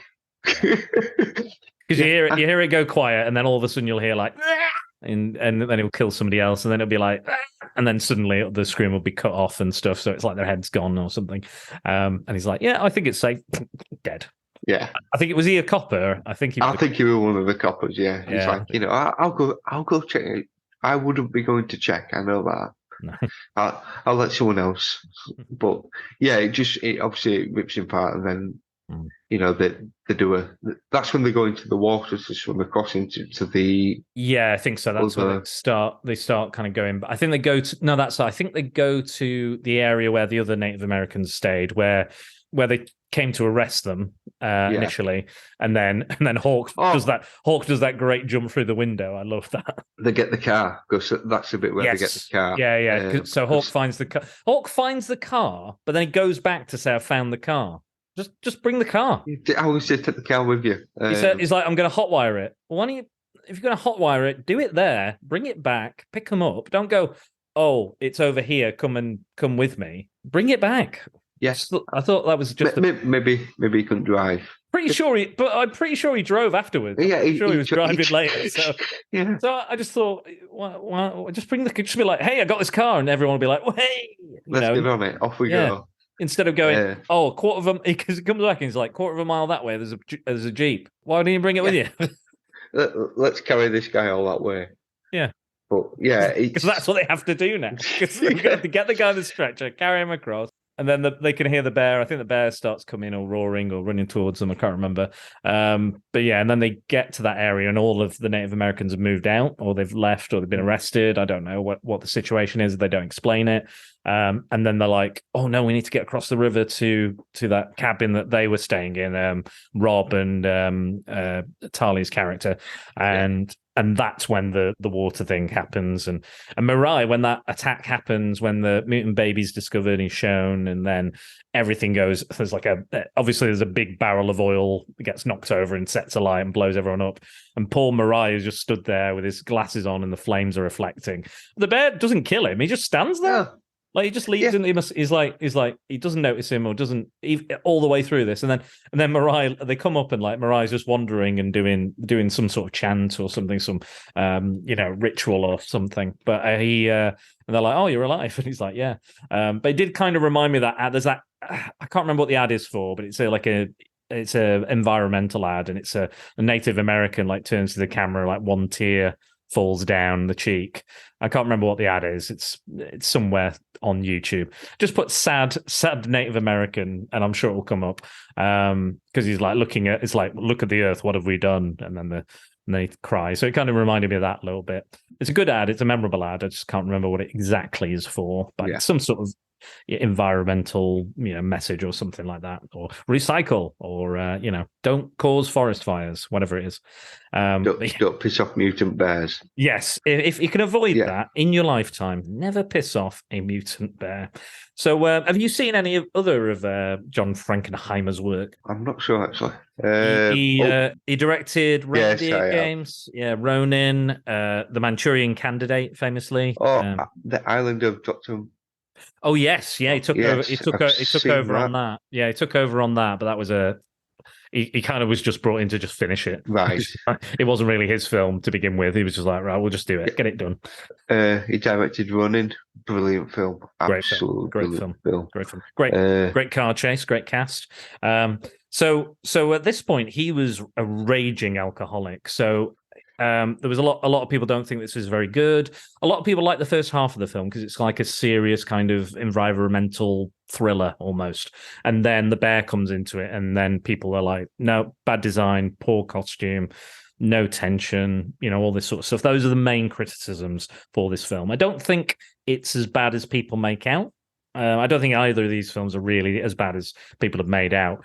But I quite enjoyed both of them for different reasons. But yeah, he blames it on his alcoholism, but he believes that there was a bit more potential. But this isn't really his bag either. He's not really a genre film guy. He's more of a kind of crime, political thrillers, or stuff like that. It's not really his bag or wheelhouse. So I think that might have been a problem on top of the alcoholism. It had a not a story. It had a message to kind of say about the environment, and I think it delivers that quite well.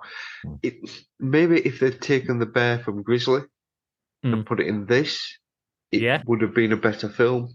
I think you've got something there. I think if you mesh these two films together, although we've got this big mutant bear, we don't get a lot of that really. Until kind of it feels like it's just tagged on really towards the end, like the last third. I feel like it's just like, oh, by the way, here's the mutant bear. It's like I can understand why people would like the first half more than the second. Because the first part of it is very much kind of story driven more than anything else. It's like when you get to the end bit and they take the bear down and then. Oh yeah, Robert comes charging out and he jumps off the thing and stabs it in the.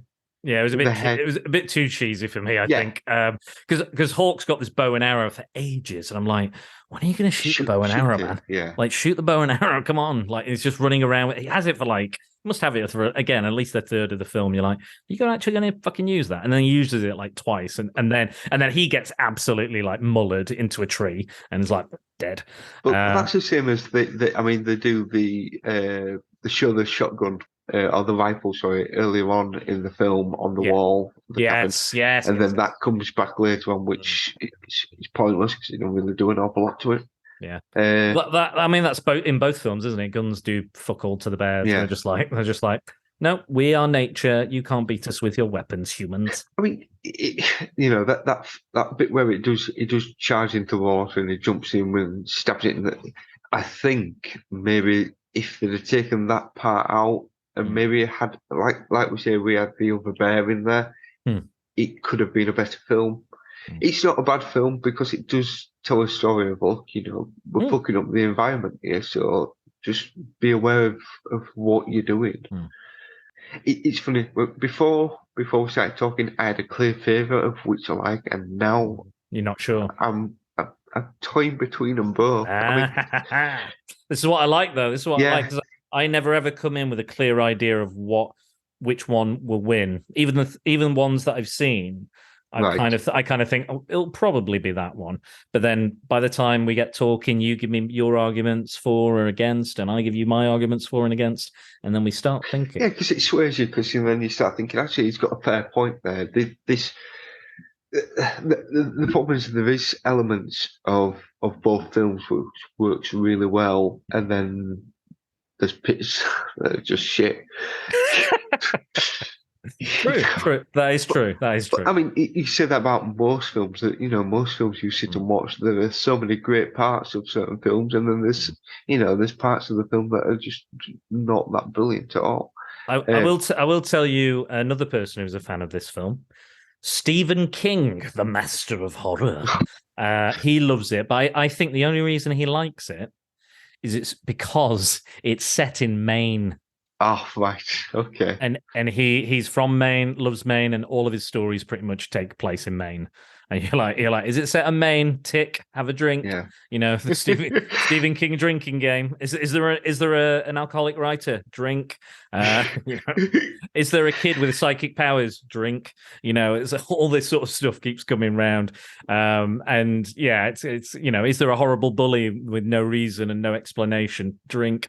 So yeah, it's one of those things where all those kind of tropes come up again. So I was like, and they say quite blatantly, this is in Maine. They say it like 3 times, and I went, I bet that's why he likes it, because it's a horror film that's set in Maine that he didn't write. I think I mentioned before we recorded it. I think the problem probably with this film was when it came out, and there was another big horror film at the time, because it's the same year that Alien was released. Shit, yeah. So, and then instead of copying Jaws, we started copying Alien. Yeah, which you could argue Alien. I don't know which came out first between them, both of them. But Alien is a similar film. There is one thing that's out there killing everything else. And everyone's arguing, disagreeing, and then leading to them getting killed. Mutant baby. Yeah, mutant baby. Yeah, you're right. Yeah, mutant baby. Yeah, I can see that. Yeah. Don't have the soup. Don't have the soup. Yeah, or it kind of, being infected. Yeah, I can see that. So, as I said, I can't see. It's the same year. I couldn't find which came out first between them both. You know what they need to do now in this new Alien TV show? They need to get a face hugger on a bear. Show me what a xenomorph bear looks like. How messed up would that be? Oh God, I'd be terrified. At least it won't look like a circumcised penis. Hopefully. Well, I mean, the alien does look like a penis. It's very Geiger. It's very Geiger. It's all penises and nipples and things. But yes. So just before we go on to our comparison, I just wanted to read some of these comments from reviewers at the time, which I really love. So a review for this film that appeared in Time magazine said described Catardin as Smokey the Bear with an advanced acne condition. Very much like probably a teenage boy. So yeah, so circumcised penis that's got acne on it. Just interrupt you. Alien came out before this. Okay. Alien came out in September. This came out in November. Okay, so it wouldn't be that quick. There's no way they could have spun that round that fast. No, I don't think so. There's too much. To be all fair, there's too much production. There's too much, cinematography to be able to spin that round so quick. Yeah, you'd struggle. And especially back then. Like now, it's all digital. You could probably do a few alterations and things, but back then, nah. So the 1986 book "Son of the Golden Turkey Awards" by Harry and Michael Medved.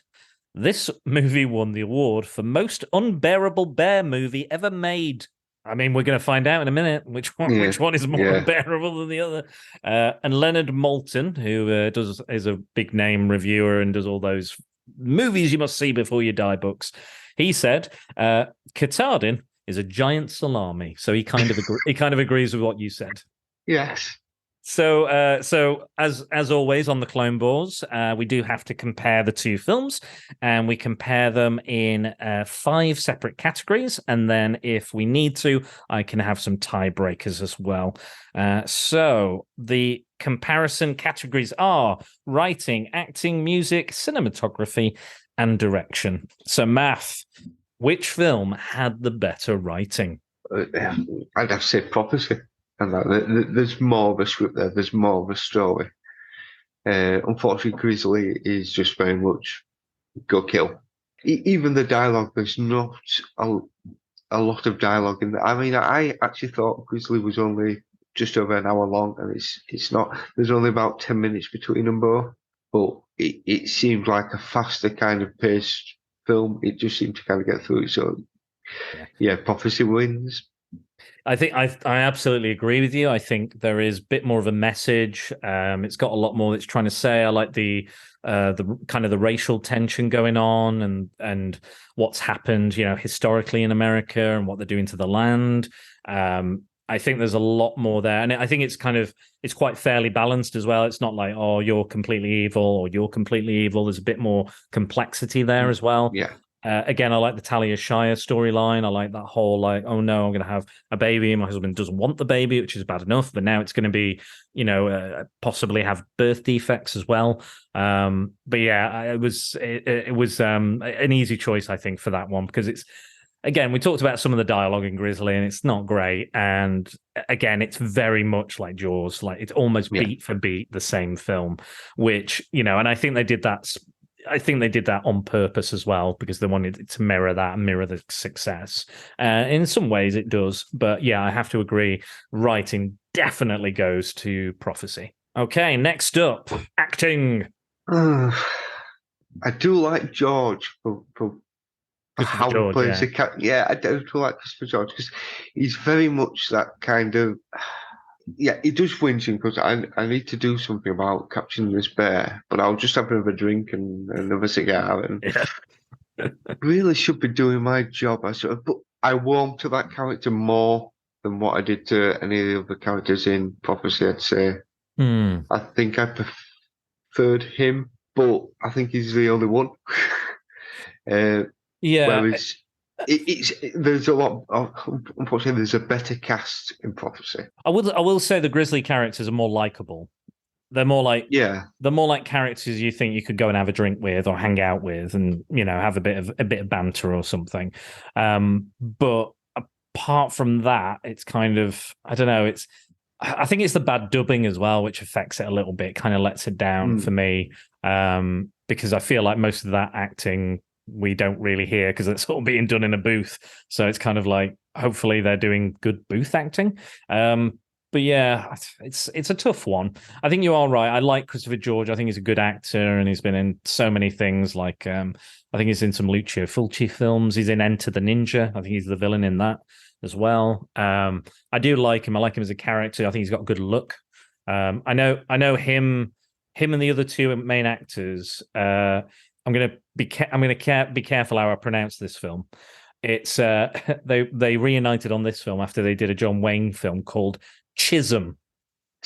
I'm not gonna Chisholm. Chisholm.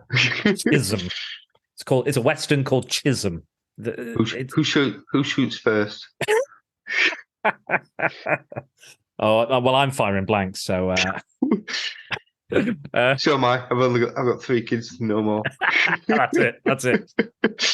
No reloads here. No. Anyway, acting, as we were talking about. I think I said earlier that the female characters aren't given much agency or much to do in Grizzly. I do like some of the conflicts and stuff, but I think the mayor is quite heavy-handed as well in his acting. It's like, I'm the authoritarian. It's a bit more hammy. I think that's the thing. Which it's cheese. It is very. It's what Angry Andy reviews would call cheese on toast. Yeah, it's absolute cheese on toast. 100%. And I think the storyline and the things they're exploring, and there's a bit more subtext as well going on, like what he's seen and done is affecting him, and her holding back the secret of having a baby is affecting him, and then we're seeing like the racial tension play off. There's a lot more kind of physical and emotional acting than there is like words. There's a lot of dialogue in Grizzly that means fuck all. It means nothing. It's like the bear does this and the forest and we go this way and we better get it and catch it and bait it and what are we doing? And here's a grenade launcher, here's a rocket launcher, here's this gun does this. It's a lot of stuff where I'm like, it's crack on. Let's get to the bear bits. Get down to the bare bones. So I have to agree. I think Prophecy has stronger actors. I think probably there's a bit more money behind it as well. They're given more to do with the script as well. Absolutely. There's a lot more dialogue. They're not just relying on.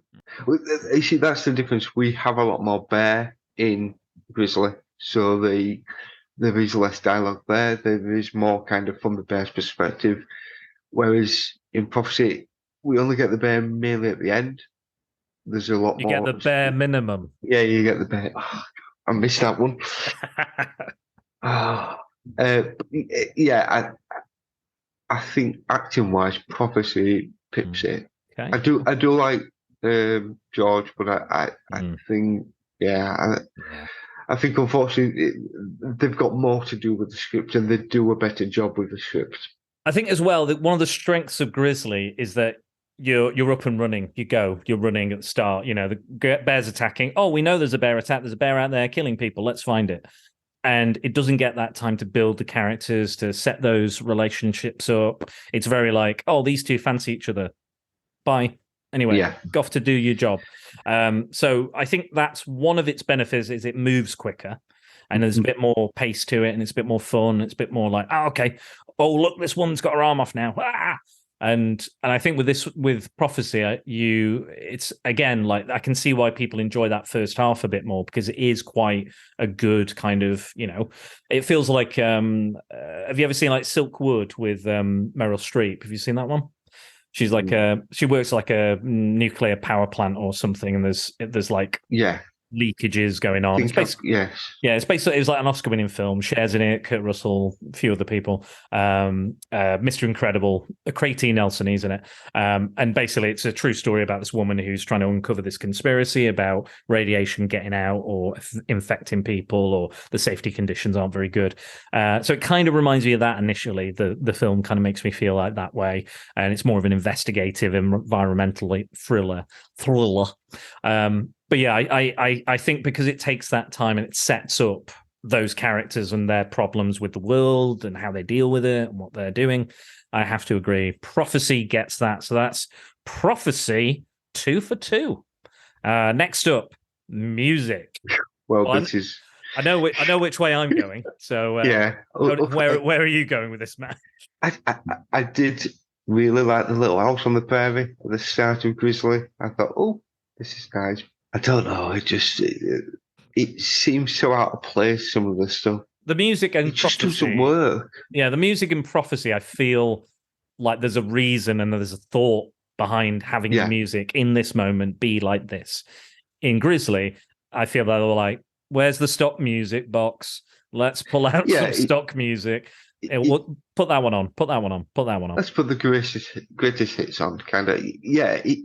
It kind of took it out of the film at times, I think, because, like you say, it didn't fit the scene, and that. So you would have certain scenes, and I think there was a bit where like kind of doing this but it just doesn't. It didn't add to it at all. Whereas in Prophecy, it was like a background sound. There was something there, and it kind of flowed with the scene. And every now and then it would heighten up, and it would do for the scary moments.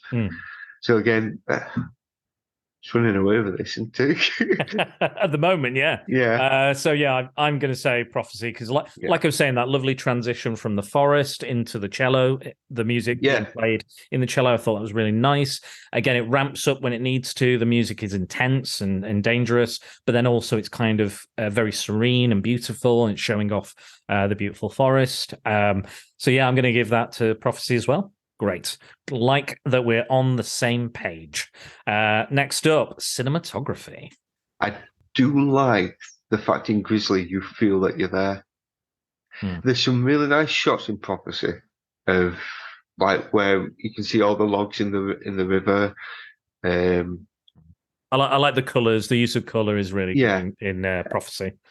Now, again, Grizzly, it's an old film and it was on YouTube, so maybe it could have been degraded a little bit there, but I felt that you was in the film more than what you was with Prophecy. I felt you was more kind of, you was watching the film in Prophecy, whereas in Grizzly I felt I was more in the film. I do get the fact that, we saw through the bear's eyes at times, and I do think that could have done with being a bit higher. But having that perspective, I thought it was a bit more engaging. I guess I get it. Kind of Grizzly kind of doesn't have that film gloss on it. You know what I mean? That kind of there's an air of kind of handheld, kind of shaky cam aspect, kind of like rough and ready. A bit Bear Witch. Oh, he hasn't stopped. Neither of us have. So yeah, I kind of a little handheld or kind of a bit shaky. It's kind of more of a Texas Chainsaw Massacre. It's got a grittier feel to it. Looks wise, Prophecy looks better, but being in the film, I think Grizzly is the better one. I felt I was in the film Grizzly more. This is a tough one because part of me feels like it was a bit like washed out, the color as well. Like it was just like a kind of a light brown to it. I can take that from it just being there's 3 years between them, and you look at what happened in Alien, the cameras were so much better. If this was on a bit of a shoestring budget, the cameras wouldn't have been as good. So that does let it down. But I think for the time it was, I'm going to go Grizzly. I think I'm going to go Prophecy. Just to be difficult, I'm going to be. So that one's a draw. Yes. So for this one, direction, I'm actually going to give it to Grizzly because I think as much as I like the look of it and the acting is really strong, I think, again, some of those shots with the bear especially, I think they could have been edited or trimmed or, shot round the problems, much like Jaws does. It shoots around the problems with the shark, and it does it very well, very competently. And again, I think what we said is that if Grizzly, the bear in Grizzly, was in this, was in Prophecy, I think that would be the ultimate of the films between the two, because it would feel something. Or yeah, I don't know, whatever it is. I think Grizzly has a bit more punch to it. There's a bit more fun to it. There's a bit more imagination. It's not quite as serious, because obviously Prophecy is quite a serious film. It knows what it wants to be, though. Yeah. And whereas Prophecy feels like we've said two films in a way. There's the monster side of it, but there's also the environmental side of it. And like you've said before, the first half, a lot of people like it because it's telling you that you're going along with the story, but then you get to the monster part, which may take people out. Grizzly is very much, you start off within the first few minutes, you've got kills, and it just keeps going from there. And it knows what it wants to be. It's a rampaging bear. There's not really much explanation for it. It just, that's what it is. Yeah. And but there's no explanation for Jaws, is there? It's just a shark, is there? So yeah, arguably you don't necessarily always need an explanation. I don't mind one. I'm glad they didn't go with the menstruation option. Thought that the way they treated women in the film anyway was pretty bad. So let's not make them the problem of bringing the bear. Oh, it's the woman's fault. She was on a period. Oh, that wouldn't fly today. Absolutely not. No. And it shouldn't fly back then. But there you have it. But yeah, I think tonally Grizzly has a bit of a problem. Sometimes it's like, and the next it's like, there's a dead child with arms and legs missing. It really flips between those two tones, and it's sometimes it works, sometimes it doesn't. But I think as a film, if you are looking for a bear attack film, an animal attack film that features a bear, Grizzly is the one, because if you're looking for the attack film in Prophecy, you're not going to get the bear attack film you think you're going to get, I think. Until very near the end, and even then it's a bit... And even then it's a little wobbly, and the stuff I like about it, but yeah, it's a tough... It's been a tough decision to choose between these. It's been fun, but it's been tough. Yeah. But yeah, so I'll give that to Grizzly. So we had one for Grizzly for direction. Did you actually? Yes. Did you did pick Grizzly, didn't you? I didn't just steamroll over you then. No. Maff picked Grizzly. So yes, and then there was a draw, and then the rest of the categories, the other three, went to Prophecy. So that makes Prophecy the winner. But we're not finished, Maff, because we have a shit ton of comments to go through. And we've already gone on quite a while. So I'm going to rip through these as quickly as I can. I think you and your family had a list of bears. Yes, bear films. Bear Winnie films. the Pooh. Oh, good shout, yeah. Care Bears, the movie. Yes, very good. That was my wife that picked that one. Yogi Bear. Oh, yes, of course. One for the kids. Bear in the Big Blue House. Yes. Where is Shadow? One that I picked, and I thought this would have been one that my wife and my daughter would have gone with, and they both just looked at me. The Jungle Book, Baloo. The bear, if anything. And also the old Robin Hood animated, where we had Little John. Same voice actor, and I think it's the same animation. I think they use the same animation from the Jungle Book, because they're like, let's save some money here. Let's just use the animals we animated before. I love that. I love that Robin Hood. That's one of my favorites. Yeah, I love that. And Maid Marian was a literal fox. So I fancied her. Yes. Any others?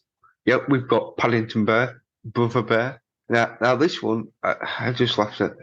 Ted, and my wife said, technically not real, because obviously all the other ones that we named was real. So yes, right.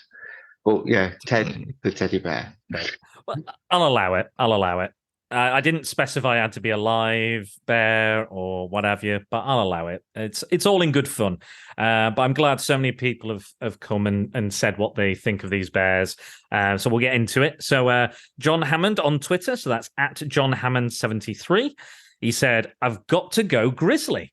I remember as a kid, my mum and I were at one of her friends' houses, and they had a copy of this playing in the background. Me, being me, started watching it. It frightened the fucking life out of me, seeing this furry thing going nuts. I struggled for weeks after to sleep, had nightmares and all that scary shit as a young kid. While I can watch it now, I'm always taken back to that time and still remember everything about my first time watch. Yeah, it's amusing actually. I read that earlier on today.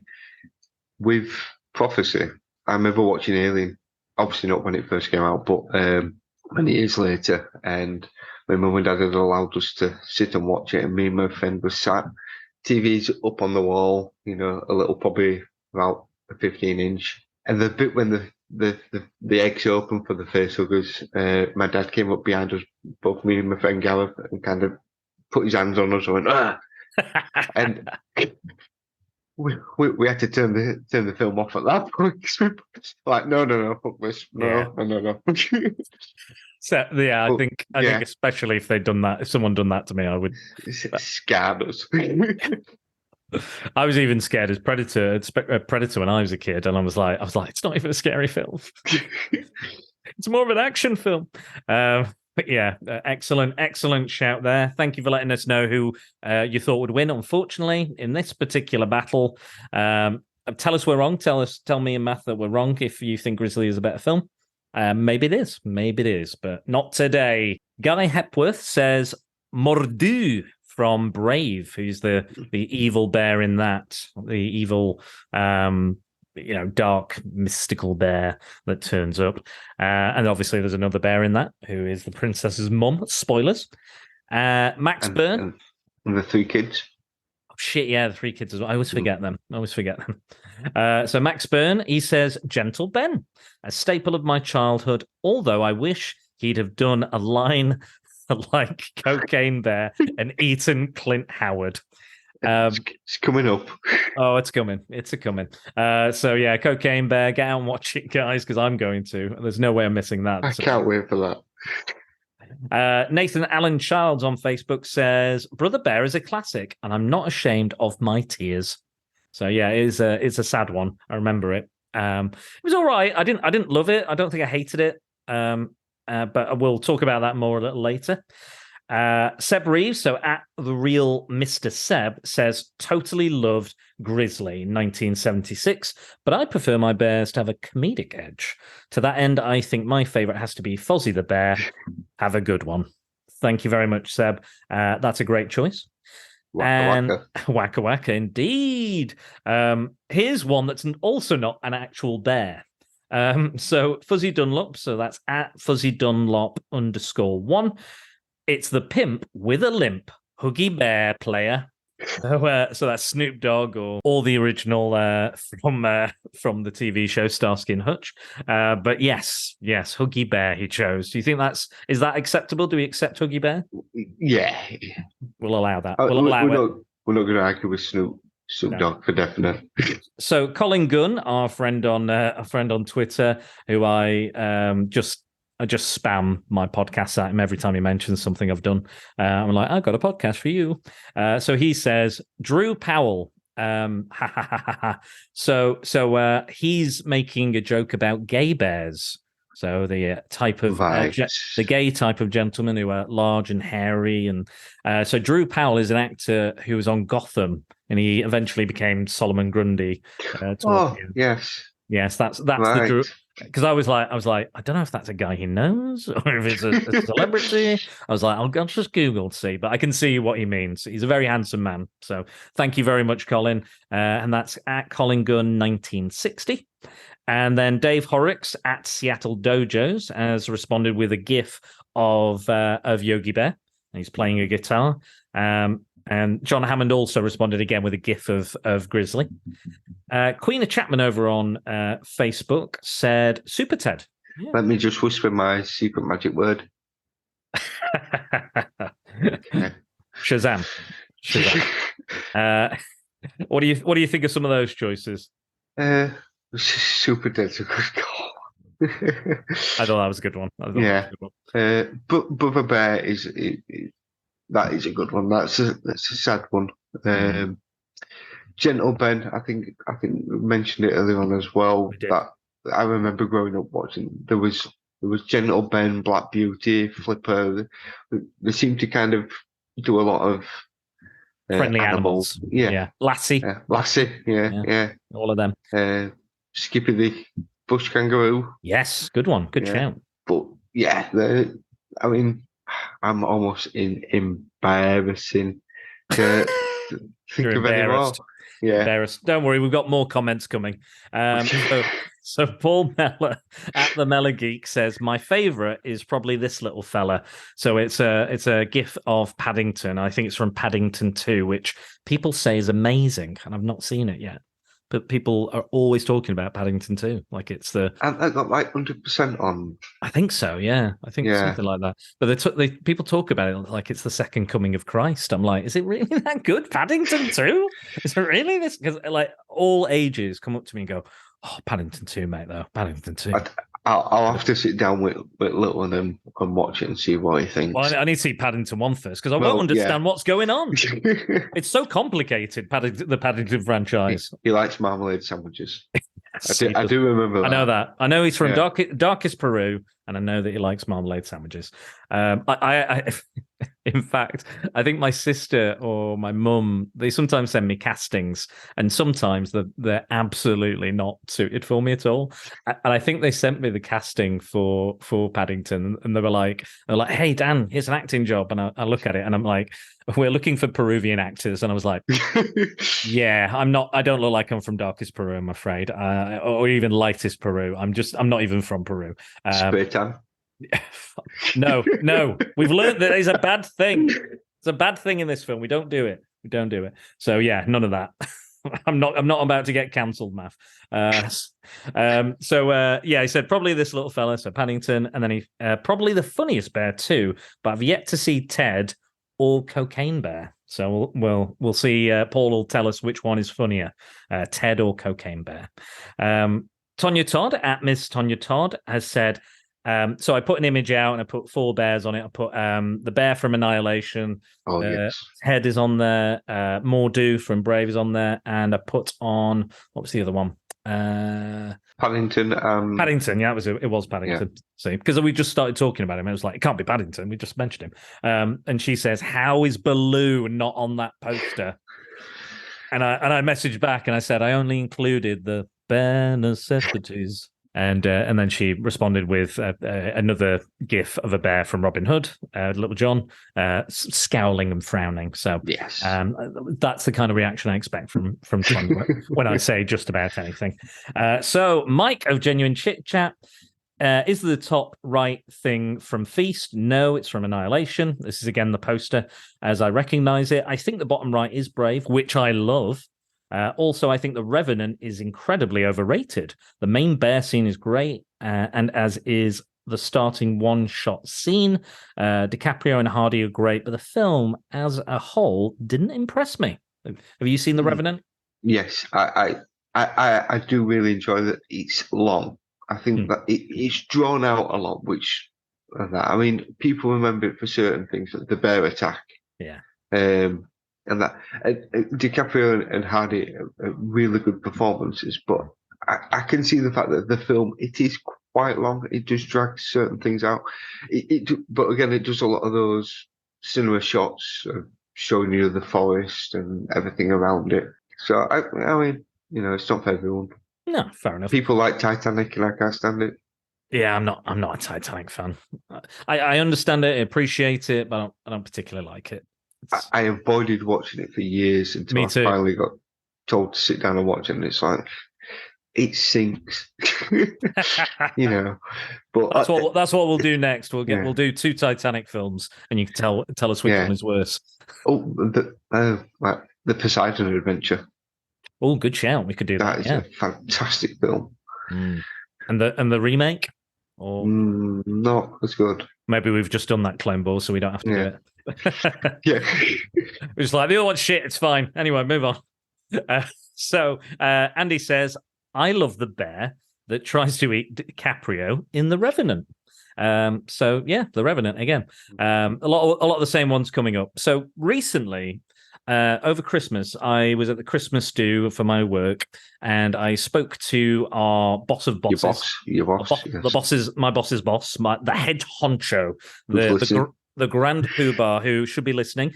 And I came up to him today. He was in the office today, and I said, oh, by the way, we're recording an episode tonight. Would you like to leave any comments? I've been asking people, which film will win if you haven't seen them. What your memories of them, or what are the films that you think have a good bear movies or feature a bear in a movie.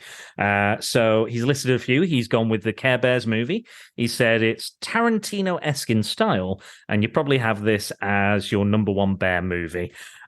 So he's been listening to a lot of the top fives. I love his enthusiasm. He's always coming into work going, oh, it's so great. And he's telling everybody in the office, it's like, why aren't you listening? It's great. It's so much fun.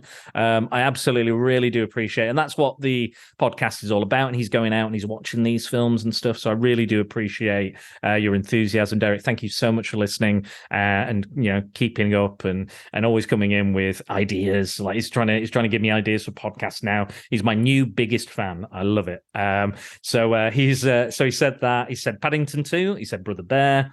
He said Anchorman because there's a bear scene at the end. There's the panda, and then they go into the wrong bear enclosure and have a fight there with the bear. Could I add Roadhouse? Yes. Is there a bear in that? Kind of. Right at the end, there's a stuffed bear, the giant stuffed bear that falls from the... Yeah, there is. And when the police are like, what happened? He says, I don't know. I was underneath the bear. We need witnesses. I couldn't see anything.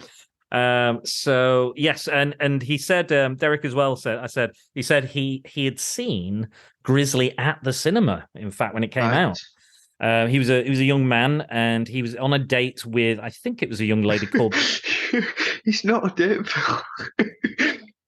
It's a date film, apparently. Well, I don't know if he made that mistake or not, but he was dating a young lady called Miranda, I think he said, and he didn't see much of the film because he was getting his paws all over Miranda. Fair dues. So yeah, fair play. We would all do that in the set. I think he was kind of doing the old arm reach over and hoping that she'd jump into his arms while she was scared. Again, surprisingly brutal. I did not expect Grizzly to be as brutal as it was, but there you have it. And one more person. So Alex at work as well. I was chatting to him about this, and he said The Revenant is the most realistic bear attack movie. I don't know. I've not been attacked by a bear. I mean, this is brutal. I think not many people come away going, I've never been attacked by a bear, even if they have. I think they go, I was attacked by a bear, but I'm in pieces. It's shot really well. That's the thing. The way it is shot. I might give it a go this weekend. I've been meaning to watch it for some time. Have you never seen it? No. It is long. Probably could trim some of the shots out, and it probably would have made it a better film. Obviously a short film, but I mean, it's definitely worth watching at least once. It's one of those again that you need to watch it once. Mm. Well, what I would say as well, that's the last comment from everybody. So thank you, all of you guys, for sending your comments in. If I've missed any, I did say there was a deadline. It was 9:00. So I'm sorry if I've missed your comment out. Kung Fu Panda. Ah, yeah, good shout. Yes. Kung Fu Pandas are great. I love the Kung Fu. Fun. The first one I saw was the second one, and I was like, "Oh, is this any good?" And they were like, "It's Kung Fu Panda. It can't be that deep." And then by the end, I was almost in tears. I was like, "What? Well, you didn't warn me about this. This is like daddy issues and like genocide and Gary Oldman's the villain." I was like, "This is crazy." I was like, I was very invested. I was like, "Shit, I need to see the first one if this is this good." Yeah. I mean, they are decent. I mean, Jack Black's obviously he does a good job of it, but yeah, great cast, and it's fun, and what I like about it is the comedy doesn't come at the expense of martial arts or that culture. The comedy is the characters themselves. Yeah. It's like they're the comedy. It's not going like ha ha ha kung fu silly. It's like it's going, no, this is a proper kung fu film, but the characters bring some comedy to it, which I think is quite rare that you see that. Usually there's some kind of gag with something, like the characters aren't, they're not the clumsy or stupid. And I guess, Poe is to a degree, but then he learns how to do his martial arts. But he's meant to be that fool. But by the end of it, you're fully on board and you're like, yeah, Poe, go kick some ass. Dragon Warrior! But yeah, so I'm going to say, Maff, do you think people should watch both of these films? Because I know I do. Yeah. I did enjoy Grizzly, and now as we've talked through, I think I enjoyed Prophecy actually a bit better. Not the time. I think I was a bit like it's dragged on a bit, but Grizzly's definitely it's one of those you could definitely put on. Probably don't watch it with the kids. No, there's the bear mauling scenes. Probably it might look like it's one of those films you can put on and it'll be fine, but it really isn't when you get to those grislier moments. Yeah, but yeah, I've enjoyed them both. I am surprised by because when you posted them, I thought these are going to be. Oh, I'm sorry, Matt. I'm sorry. Oh, look, killer bear movies are going to be shit. No, I'm sorry. Sorry, I put you through the torture of enjoying these films. I know some of the choices that you put out there before, and it's like, oh, I'm not touching them. Why is everybody like this with me and my choices? They're like, oh, it's Dan with his weird fucking shit again. What's he going to bring to the table? But you do pick some weird shit. Yeah, no, don't get me wrong, but it's usually all right. Good, it's good weird shit. It's not like I'd rather watch weird shit than boring shit. Yeah, that's fair enough. But I do draw a line at Cannibal Holocaust and Necromantic. And again, I said, do not watch it. I said, absolutely. Which again, you do the due diligence of watching it for us to tell us how horrible they are. And I told people, and they listened to the podcast, and they still went out and watched it. Dave and Angry Andy, they went up and they were like, "Oh wow!" And I was like, "Yeah, well, I told you. I bloody told you." I mean, I would watch it. I could definitely see me watching Grizzly again. Yeah. I think of the two, I think Grizzly's definitely the rewatchable one. Easier to watch, I'd say. It keeps it going. Prophecy's technically we voted it the better film. Sure. It was tight. It was tight though. I think it was really a really tight competition. I think Grizzly is the one that I would go back and watch again. Well, both of these films again are on YouTube, so why don't you watch them and maybe use the comparison categories we've used and maybe come up with your own winner and tell us why? Because I love a good discussion. Tell us we're wrong. Tell us why we're wrong, or tell us why we're right. We also like that as well. Yeah. But yes, Maff, I've loved this. It's been a great discussion, and I think you've made an excellent entry point into the Prattle world. So I really appreciate you coming on, and I really appreciate you watching these bear films. But I enjoy that. I was like, no, you're doing this. You're doing it. I don't care. You don't shit on my films. It was like when Mike and Megan were shitting on The Fly too. I was like, no way, this isn't going to fly. This is quite literally not going to fly. So if you want to be on the podcast, you just shit on some of these. Yeah. If I suggest something, you shit on it, you're going to do it. I'm going to make you do it and force you to do it. But yeah, both films are there, and they're pretty good quality on YouTube as well. Some of them, I think the Prophecy one's been up there like 3 years, and I think the Grizzly one's been up there for a while. So they're both in decent quality. I think Grizzly has a better quality than Prophecy, but it's still very watchable. Maff, you are many places. You've been on many podcasts. You were on our She-Hulk discussion, and you were also on a Start the Andor one with me that we did. I think it was episode 8, I want to say. But yes, or 10 maybe. I can't remember. I think I did half of the Andor thing. Yeah, probably. You were on that quite a fair bit. So She-Hulk at Large and on both of those are on Comics in Motion. Go and listen. I will also link them in the show notes as well, and I'll also link the YouTube videos as well. You can find both of these films and enjoy. But Maff, where can people find you on the interwebs? I am on the Twitter at MaffUK78, so you can go on there and you can, come and abuse me on there if you want. I don't mind. I'm on Facebook as well, but I'll probably not share that one. Fine. You can, Maff, it's all right. You can have some privacy, Oh, right, okay. You're allowed. You're allowed to have some privacy in your life. You don't have to be like me, who puts it about everywhere. Yeah. Here's my face. Here's my face. Here's my face. I'm going to be on a couple of Comics in Motion podcast coming up. The Last of Us podcast. Nice. The next episode, which I'm really looking forward to. So this will be out. This will be out next Friday. All right, in which So case that'll have been out then. Yeah, so it'll already be out. So that means I can tag it in the show notes again. Yeah. So I'll do all those. And there's a future Star Wars Rebels. Ooh. Which I'd never seen Rebels, and I went and watched them, and me, Dave, and Mike are going to be going over season 1 of it, of what my thoughts of whether I thought it was any good or not. Well, Mike thinks it's the best Star Wars concept Mike thinks ever.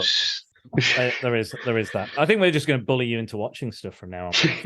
And we'll just be like, you're going to watch this and this and this. It's good because sometimes I sit there and I think, I need to watch something, I don't know what to watch. And then you look at the list and, all right, yeah, there's that. Yes. Well, thank you, Maff. Again, this has been brilliant. I've really enjoyed discussing these with you. I'm glad you enjoyed the films. I'm glad they weren't as shit as you expected. So sometimes, I watch some good stuff as well. Surprises me. Yeah, sometimes I watch some good shit, sometimes I watch some bad shit, but I'm always open to seeing new things, and everybody else should be. Like, get out of your comfort zone every now and again. And that's what we've done with you, Maff, today. So, and I've loved all of the choices for the Bears. It's been brilliant. Thank you for all the interaction. It's been great. Really hope you guys enjoy this episode as much as we have. You can find me on Facebook at Secret Bores, Twitter, Mastodon, it's at Dan_Bores, Instagram, it is Spider Dan Secret Bores. Review, like, share, comment, subscribe, etc. And don't forget to use the hashtag Prepare for Prattle when you interact with us. And if you want to join the Prattalion and to be briefed in full on the Secret Bores, swing over to Prattle World at spiderdanandthesecretbores.com. Please go over there. I've done a massive rehaul of the website. I've changed everything. There's an episode archive. There's category archives for the blog posts and the podcasts themselves. There's more links to different podcast providers. I've altered a few other things, coloring, images. There is now embeddable podcast players as well, so you can listen directly on the website if you want to do it there as well. So yeah, just more people visit it. I pay a lot of money for it, so just go there now. Go there now. But yes, we are done. I just want to thank my patrons on Patreon. I am Jax Musing, Simon Cotton, Paul Mellor, Max Burns, Scott Hodgson, Mike Burton, Angry Andy, Tonya Todd, and Tony Farina for their continuing donations. It is very much appreciated and helps Prattle World keep on turning. And if you ever find yourself in a position to help the podcast, please consider it. So head over to patreon.com, or it's on the website as well, where you can find me, and maybe even you can buy me a coffee as well, because that's on there as well. You can just do a one-off payment if you don't want to subscribe, but if you subscribe, you get exclusive content and the ability to choose things and see things and get random messages from me, not in a weird way, not like sliding into your DMs or anything. But Maff, thank you so much. It's been an absolute blast, as per usual. This is one of my favorite. Yeah, this is one of my favorite forms of the podcast as well. One of the favorite formats, and we'll be doing some next month. We've got another Clone Wars that was supposed to happen this week, but we've knocked it back a bit. So we're going to be doing Byzantium and Only Lovers Left Alive, which are both available on Amazon currently. But I think there's like a free trial, or you have to watch them with ads or something. So go and check them out if you want to watch them. And Tonya and Ria will be here to discuss those. So just a little after Valentine's, but there'll be a lovey-dovey sharing of love. What is love? Baby, don't hurt me, you giant killer bear. Yes, we'll see you next time. Thank you, guys. Thank you for all the support. Thank you, Derek, my new Uber fan, and everybody else. You are brilliant. And prepare for Prattle. Goodbye. Goodbye.